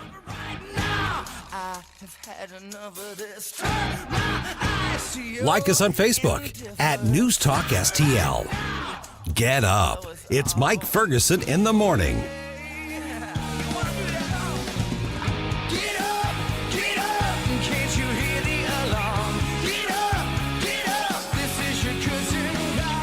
Missouri Wild Alchemy is a local and family-owned business dedicated to providing consumers with high-quality cannabis and education. They strive to make customers feel comfortable and to help curtail the stigma of cannabis use by having a professional and well-educated staff. They're proud to carry products from several Missouri cultivators and manufacturers. Missouri Wild Alchemy, now serving recreational customers 21 and above, as well as patients. Follow them on Facebook and Instagram, or visit MissouriWild.com. That's MissouriWild.com.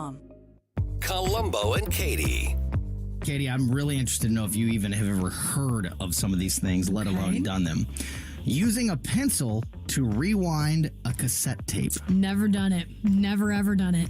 A million times I've done it. Skip, right? Explain to me what a cassette tape is. Oh my gosh, not that far. Tony Colombo, Katie Fitzpatrick. Weekdays at 2 on News Talk STL. Adam, man, your aunt parties are the best. I mean, you always find the best kitchens with all the crumbs. Thanks, man. I love finding these homes to do this at. Oh, man, who just pulled up? Oh, no, it's the pest control company again with those green wheels. They seem to kill every one of my parties. This is Derek, the owner of All Solutions Pest Control. Give us a call today at 636-486-7888. We'd love to help you out. Learn more about our special $67 offer. You can visit us online at allsolutionspestcontrol.com. If a pest-free home is your goal, call All Solutions Pest Control. News, analysis, opinion. It almost seems common sense, but, alas, common sense isn't so common these days. News Talk STL. Bill O'Reilly here. Check out the O'Reilly Update this afternoon at 3:45. Right now, it's back to Mike Ferguson in the morning on News Talk STL. It's Friday!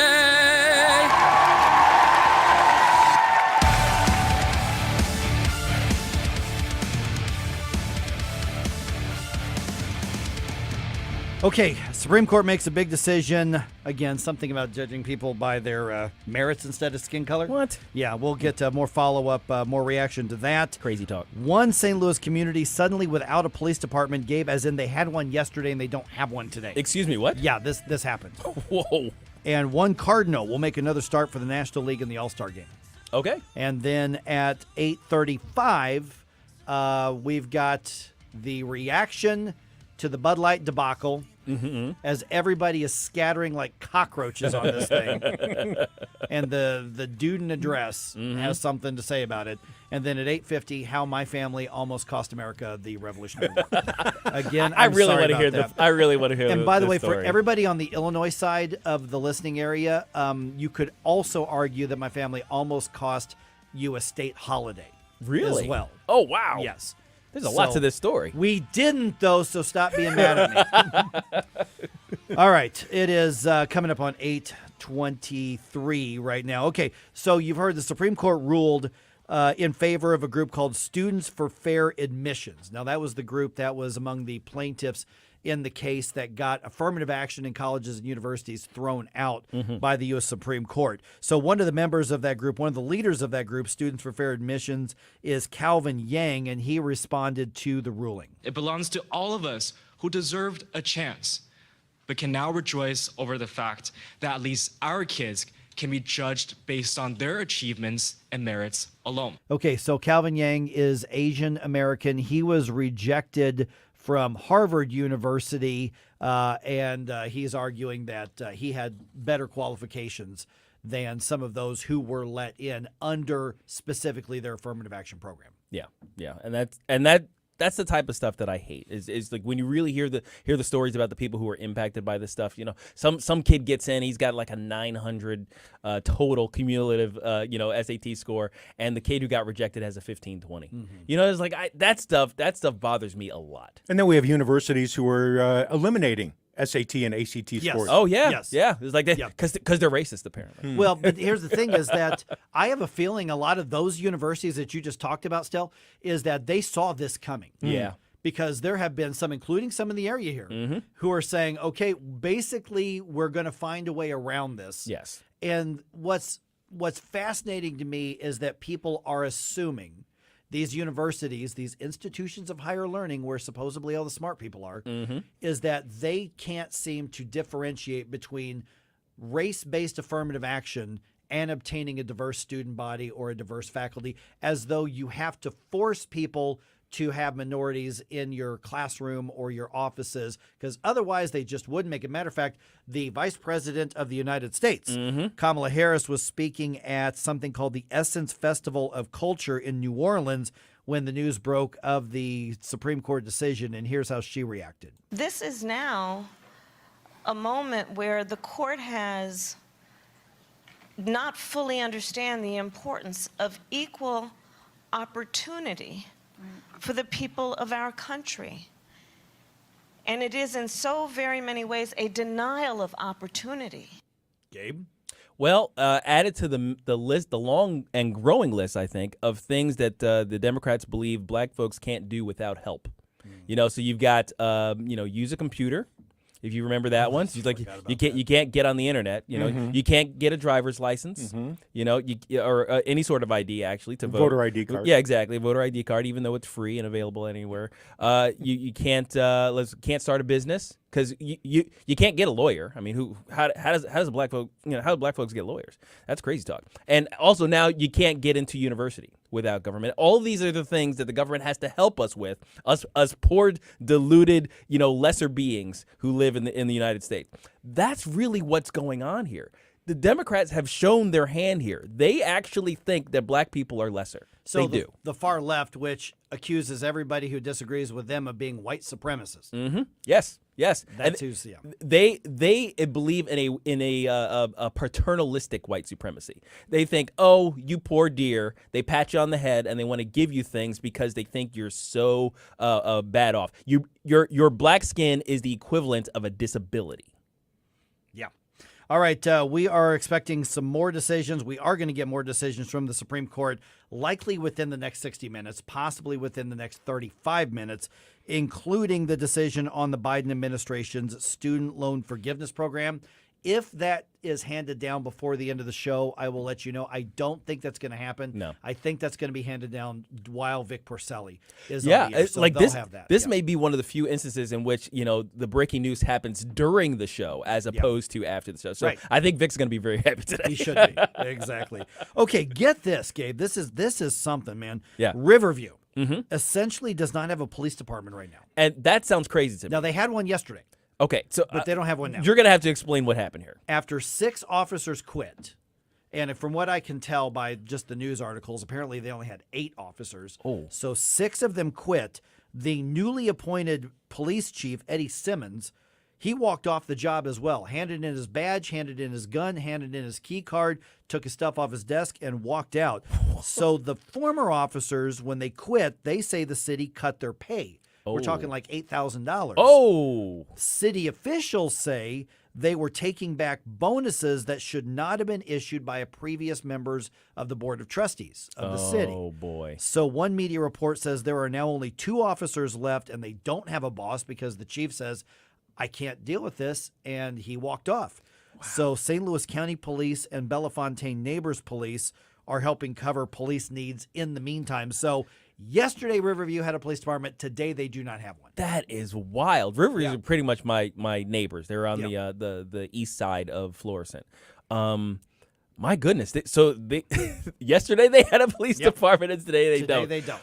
Wow. Oh, my gosh. Now, I can't imagine that they were consulted at all in regards to this idea of overpay. Basically, I mean that's the argument that the government seems to be making. That we overpaid you, and now we're going to take it back over this next year, I guess. Yeah, something along those lines. And what they're saying is the previous members of the Board of Trustees, whoever it was, they said that they should have never done this.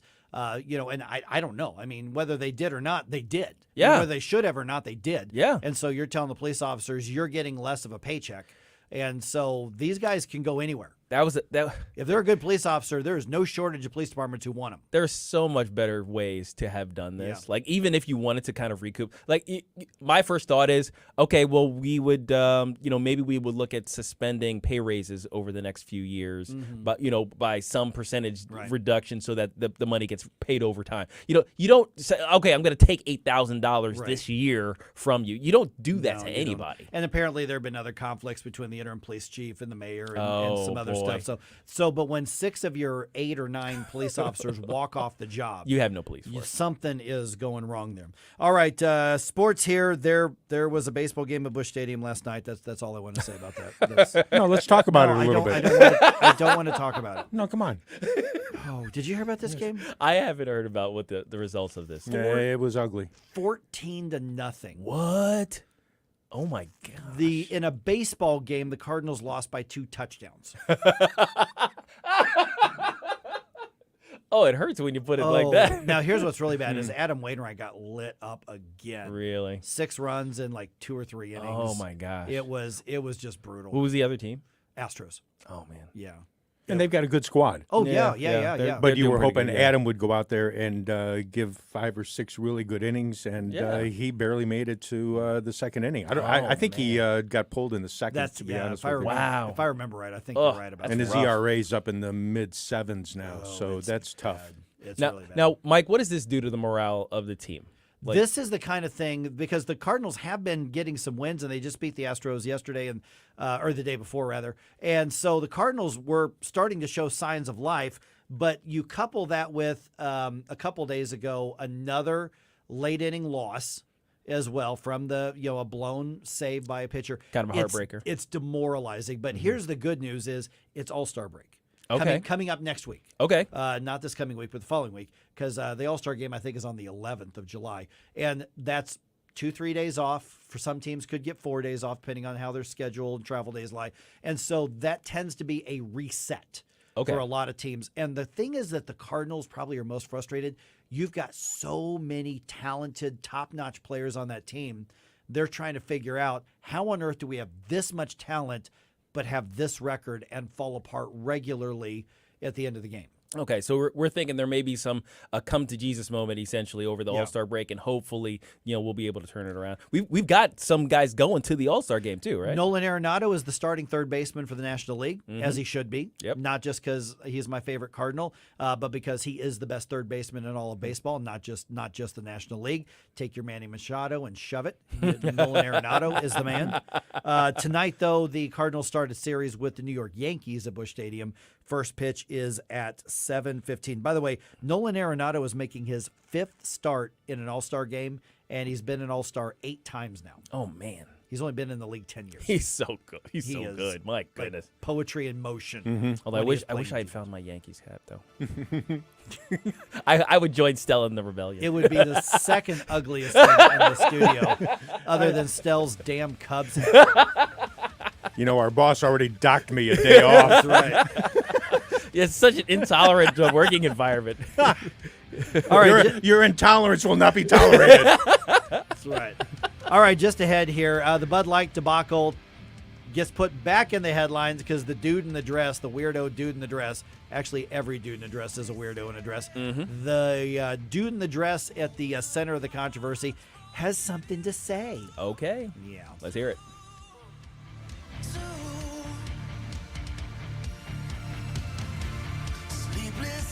For podcast articles and more, find us on newstalkstl.com. Get up. It's Mike Ferguson in the morning.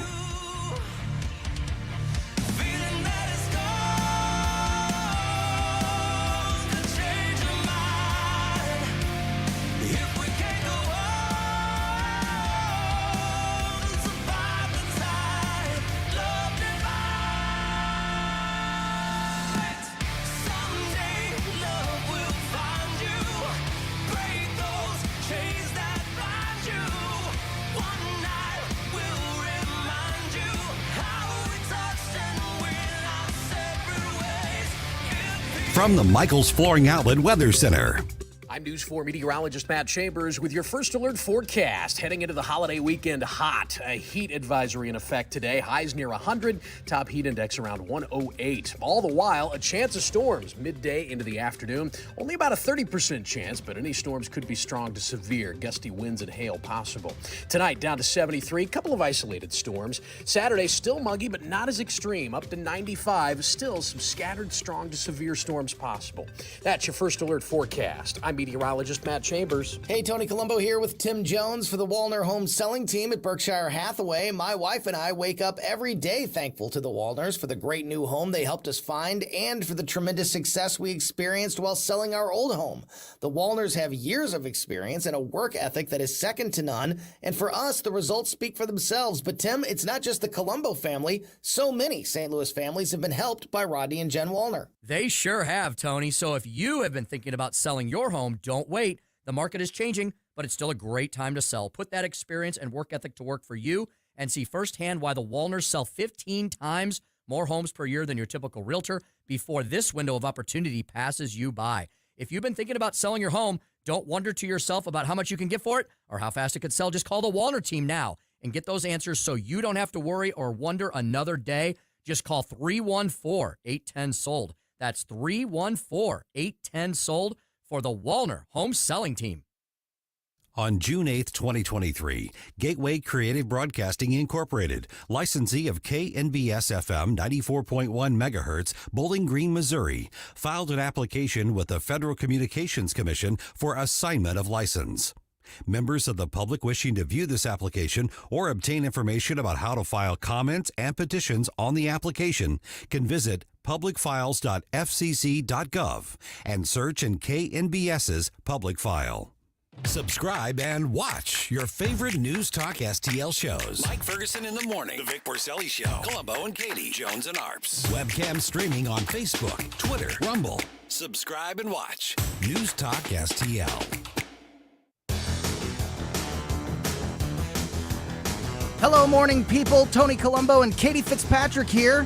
Thanks for listening to Mike Ferguson in the Morning here on News Talk STL. And don't forget to join us today at 2 for Columbo and Katie. See you then.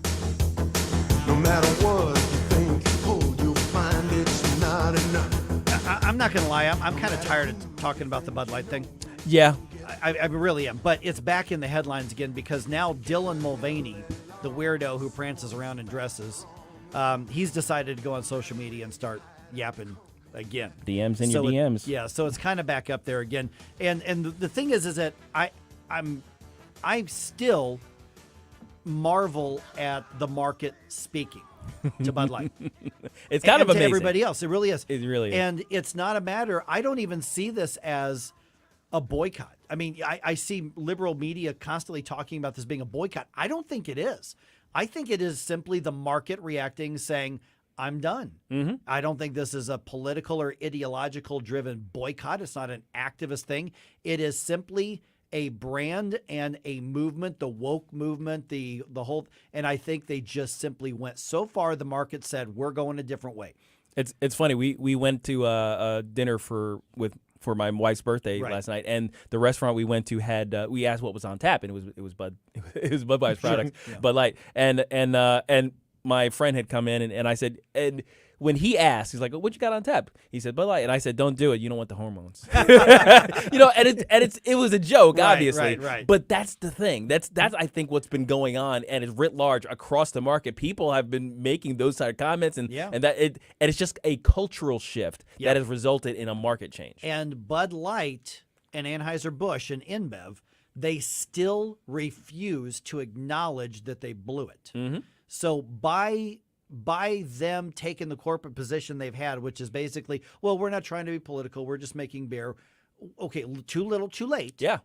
But this Dylan Mulvaney dude, and here's like his Twitter post on this, or it's on Twitter. I think you put it on Instagram. Some sort of video. Of course, this is a weirdo, and it's just so bizarre. All the makeup and all that. Yeah, and so here's what he had to say. I'm just going to do about a minute of it because Bud Light, he feels, abandoned him. Check this out here. For a company to hire a trans person and then not publicly stand by them is worse, in my opinion, than not hiring a trans person at all, because it gives customers permission to be as transphobic and hateful as they want. And the hate doesn't end with me. It has serious and grave consequences for the rest of our community. And we're customers too. I know a lot of trans and queer people who love beer, and I have some lesbian friends who could drink some of those haters under the table. But to turn a blind eye and pretend everything is okay, it just isn't an option right now. And you might say, but Dylan, I don't want to get political. Babe, supporting trans people, it shouldn't be political. There should be nothing controversial or divisive about working with us. And I know it's possible because I've worked with some fantastic companies who care, but caring about the LGBTQ plus community requires a lot more than just a donation somewhere during Pride Month. Okay, then he jabbers on right there. Mm-hmm. You want to talk about somebody who does not get it. Exactly. Yeah, I mean, here's the thing. The whole trans ideology stuff is inherently political. Yes. Because we're talking about matters of truth. We're talking about, all of these concerns, and of course, when we're discussing these matters of truth, what is and is not real, we end up discussing how we express our understanding of reality in public. That's through government, through schools, through the way our society deals in entertainment and education and all of the venues in which we have a public conversation about what is real. The trans ideology is an assault on reality, and therefore we have to respond. Well, let's also talk about what it assaults in addition to just reality. That's the basis. Yes. It assaults people of faith. Mm-hmm. It assaults parental, the way that it's being used in schools. It assaults parental, rights and sovereignty. Yes. It assaults workplaces in so many cases. It assaults so many people's concept of basic decency, because we're being told you must be forced to accept this. That's what this guy doesn't get. Right. And he doesn't get it, but he also is trying to make the place. Now, when he said we're customers too, I'm like, okay, well, that's the only smart angle you try to take with this. Sure. Is trying to take a market angle on this. Right. And so what's happened is the market has said, we're not going to play with people who want to keep bullying us. Yes. It's really that concept that is really that simple. And what's happened, like that kid who says, I'm not going to play with you anymore because you're bullying me. Mm-hmm. Oh, by the way, this friend's a lot nicer. I think a lot of the market went and said, boy, this Yingling tastes better. Yes. Boy, this Corona tastes better. Boy, this Modelo tastes better. Yeah, I have changed the brands that I typically get, and I am not going back. I have no reason to go back. That's a great point. No reason to go back. And so when he says working with trans people should not be controversial, really? Because you created the controversy and you've made millions by being controversial. Yeah. What you're doing right now, dude, is being an unbelievable 100% hypocrite. And then when he says all it's done is led to more hate and homophobia, or what would you say? Transphobia, yeah. And all that sort of thing. Okay, no. It's a reaction to what your movement has done to gone too far. That's you call it hateful if you want, but what's happened is you got called out for your lack of ethics and for your desire to participate in forcing something on people, and people just got tired of being insulted. It was like the beauty supply, the makeup company that he did. Ulta. Yeah, he did a sit down like video podcast, for lack of a better term, with another dude, and sat there and talked about, I'm going to be a mother someday. And every mother who has any common sense absolutely got insulted by that. Every father who has a mother in his life absolutely was infuriated. And for somebody to say, you shouldn't find this controversial at all, you're doing exactly what pissed off the market in the first place, and you are either too dumb to realize it, you're too oblivious or ideological to acknowledge it, or you simply are too dishonest to say the quiet part out loud. You know, and it's funny when you really think about, you know, the change, the transition that we made between how we looked at the quote unquote trans community prior to this most recent advent and what's been going on recently. Back in the day, the idea was that it was a person who for some reason believed they were born in the wrong body and they wanted to live as somebody else. They wanted to disappear into society as that other gender, right? So the real clue was you didn't announce that you were trans back in the day. You know, it was simply you sure didn't celebrate. You didn't celebrate. You wanted to simply be looked at as a woman. Now the fact that we're in this space where people announce their transness and then demand that you respond by treating them as though they have always been a woman, it's exactly opposite is what used to go on, and we're responding to that craziness now. It's like, look, I know you're not a woman. It's like you can't convince me. It's like there are four lights. Yes. if you remember my Star Trek analogy here, it's like the guys who are torturing you, trying to tell you, that the four lights you see in front of you are actually five lights, and they want to make you say it. You just say it. Just tell me how many lights. It's five lights. There are four lights. That's a man. Yeah. You want to tell me it's Audrey Hepburn reborn. You want to tell me that it's this lady can steal your husband. That's a dude. Yeah. It's like the personification of a struggle session. Yeah. Absolutely. Yeah. And this is where he doesn't get it, and the rest of the movement doesn't get it, because for a long time, years, I would say years, 4 or 5 years, that tiny, tiny fraction of 1% of this society was running over the top of the rest of us. and people were afraid to say anything or push back. And what happened is they started crossing the line over and over and over. And enough people, not politicians, not activists, not groups, enough people just said enough. Right. That is enough. You don't get to infringe on my lane. And now this guy's going to whine and bitch because he has a backlash. And he's like, how could they abandon me? Because you cost him billions of dollars, you idiot. Exactly. That's why. And this guy, wants us to believe that he's sincere. And he said, I got one can from them and I hid it because I knew it needed to be safe. He actually said that he lost it because he hid it so well he doesn't remember where he hid it. But when he does find it, it should, his words, I swear to God, it should be in a museum. In a bulletproof behind display case. Because I guess he's afraid Kid Rock's going to show up or something. But. You know what? I think it should be in a museum. But right near all of the other displays of ideologies that came and went, they hurt society while they were here, and we realized how stupid they were, and we got rid of them. Yep, exactly. All right, 314-912-1019. We're heading into Independence Day, 4th of July. And so since it came up in a conversation a little bit ago, I didn't have time to go into it. My family almost cost us the Revolutionary War. I really want to hear this story. Why are we not surprised? You should be surprised, though. But we're not shocked. I had part of my family on the Continental side, and I had part of my family on the British side, and one side almost ended the war for the wrong side. I knew there was something about you, Ferguson. I know. All right, but first of all, let me just preface this. We talk about this at 8:50. This is all true. Documented by historians, debated by historians. Yes, they have debated my ancestors. I will tell you what we know right around 8:50 on 101.9 94.1 News Talk STL.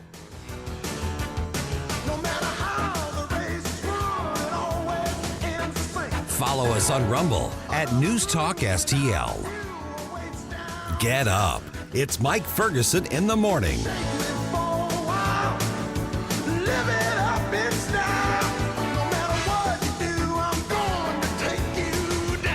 Columbo here reminding you that cybersecurity has never been more important, so you need to ask yourself, is your business prepared for a possible ransomware attack? And if you have any doubt, you need to call the team at ThrottleNet today. ThrottleNet provides world-class managed IT services and IT support to many local organizations, including my family's own small business. They're St. Louis's highest rated and most reviewed outsourced IT company, and there's many different ways ThrottleNet can help with your business's operation and digital protection. Learn more now at throttlenet.com.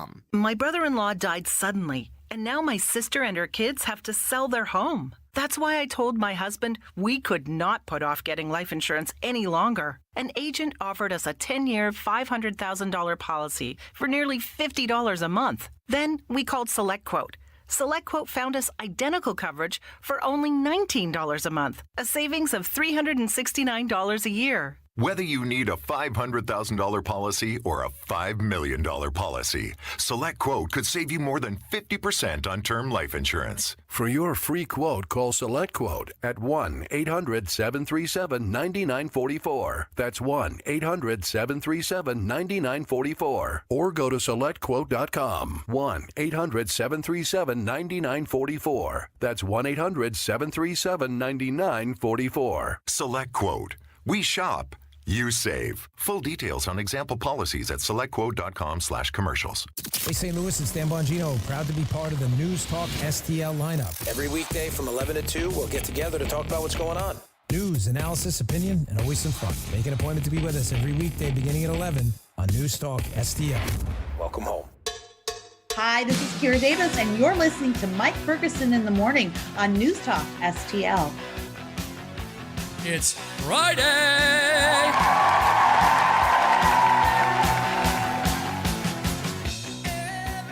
Okay, Independence Day, the day that we declared victory over the British, declared our independence. We still had to fight for it, but, that happened a little bit later. But we're about to celebrate our independence.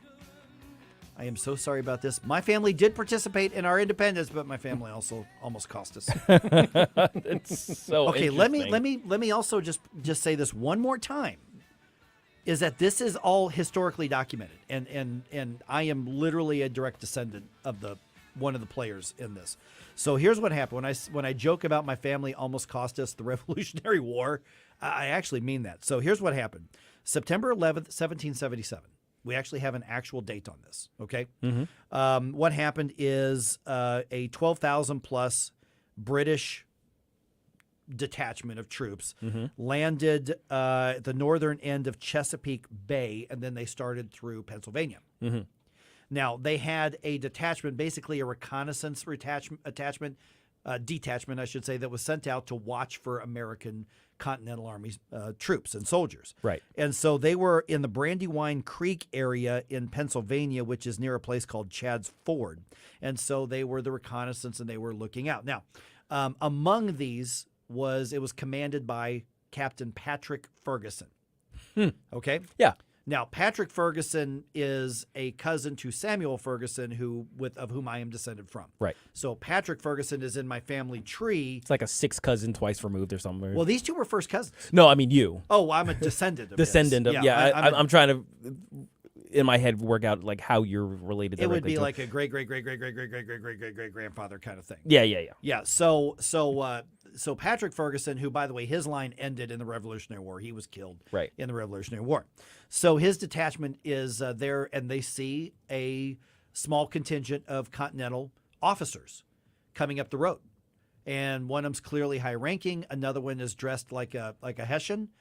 Turns out he was not a Hessian, but he had him and his marksmen in the woods, and they had the ability to take out the officers there. Because remember, Patrick Ferguson was known as maybe the most preeminent marksman in the British Army. Yes, and I believe wasn't he equipped with a Ferguson rifle at the time? He had what's now known as the Ferguson rifle, which he invented. Yes. Which was a breech-loading rifle, which was a big advancement in technology of rifles. It's a huge step. Big step. If you want to look up more about the Ferguson rifle, literally go to Sotheby's and look up, or History Channel, and like History Channel did some stuff on the Ferguson rifle. I have not seen any royalties from that, but and so he had what was clearly the commanding officer in his sights.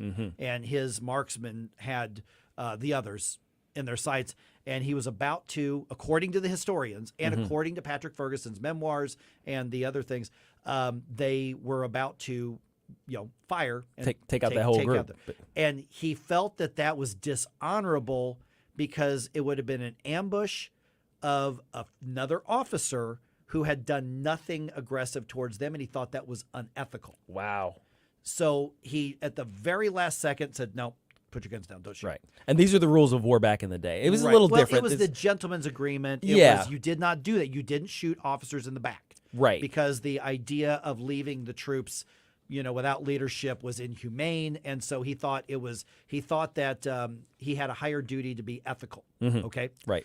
Well, once we go and compare the notes and the letters, that officer, the commanding officer he chose not to shoot, who was literally in his sights, the most skilled marksman in the British Army, was George Washington. So if he had not, if he had decided to go ahead and take that shot, General George Washington would have been killed, would have been assassinated. Right.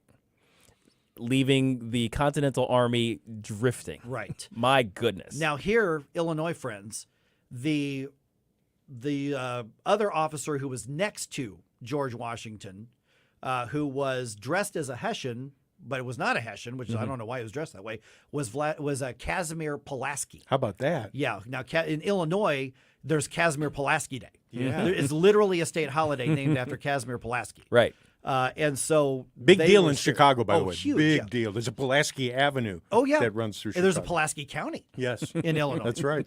And so Patrick Ferguson even yelled out to Washington and his group, saying, "Hey, we're here." And apparently Washington looked back and a lot of people thought there's no way. So historians doubted the story. Sure. And we're talking university professors and others. They say there's no way that he would not be surrounded by security. But then they compared his battle notes and his letters, and they confirmed that, yes, that was actually him. happened. That actually happened. That actually happened. That's so wild. His cousin, Samuel Ferguson, my ancestor, was also a commander. He was a commander in the Continental Army. And so he fought for the U.S. side. And as a matter of fact, the battle that Patrick Ferguson ended up being killed in, it's believed that Samuel Ferguson unknowingly was commanding the troops against Patrick Ferguson. So they were battling each other and didn't even know it in the mountains. And Patrick Ferguson and his I don't know, you call it girlfriend or whatever. Yeah. They were both killed. Wow. And the locals there then kind of tore him apart and just threw him out there in the woods, in the mountains. And then somebody just dug a hole and threw him underneath there, and they threw a bunch of dirt. And then there was a tradition that got started. And people were walking by, you were supposed to throw a rock on the burial site to keep the Ferguson down. Right.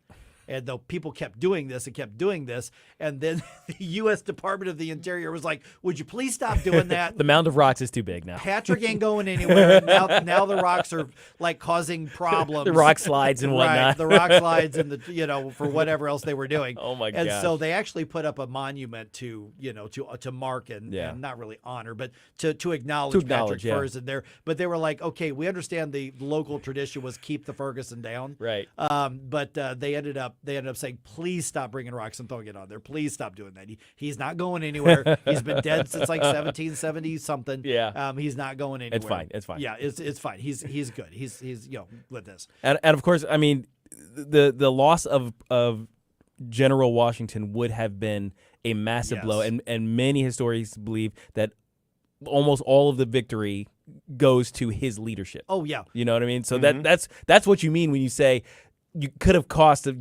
cousin Patrick could have cost the people U.S. don't realize how perilously close we were to losing. And yes, I align with the Continental Army here. Yeah, exactly. Just to make it clear. Yeah, I'm on Samuel's Your side. ancestor was on the correct side of that battle.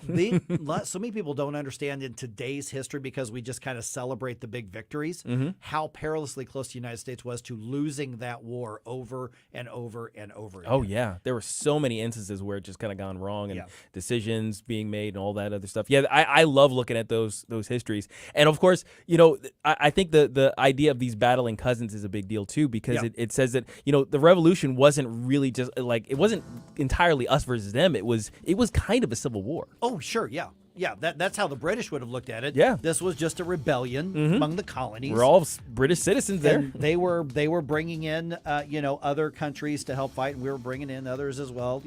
And so that was one of the most fascinating stories. I actually found a book about this That's so of cool. my ancestors, my ancestors. So crazy. All right, Vic Porcelli just ahead right here on 101.9 94.1 News Talk STL.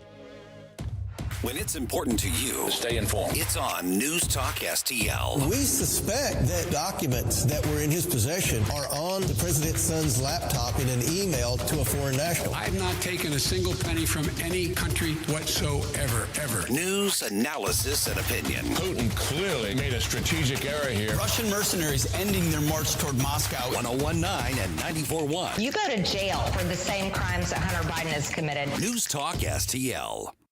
Hey, Tim Jones here for Rockwood Charcoal. If you love to grill as much as I do, I'm sure you prefer using charcoal over gas. Ever since I met Jonathan Heslop and he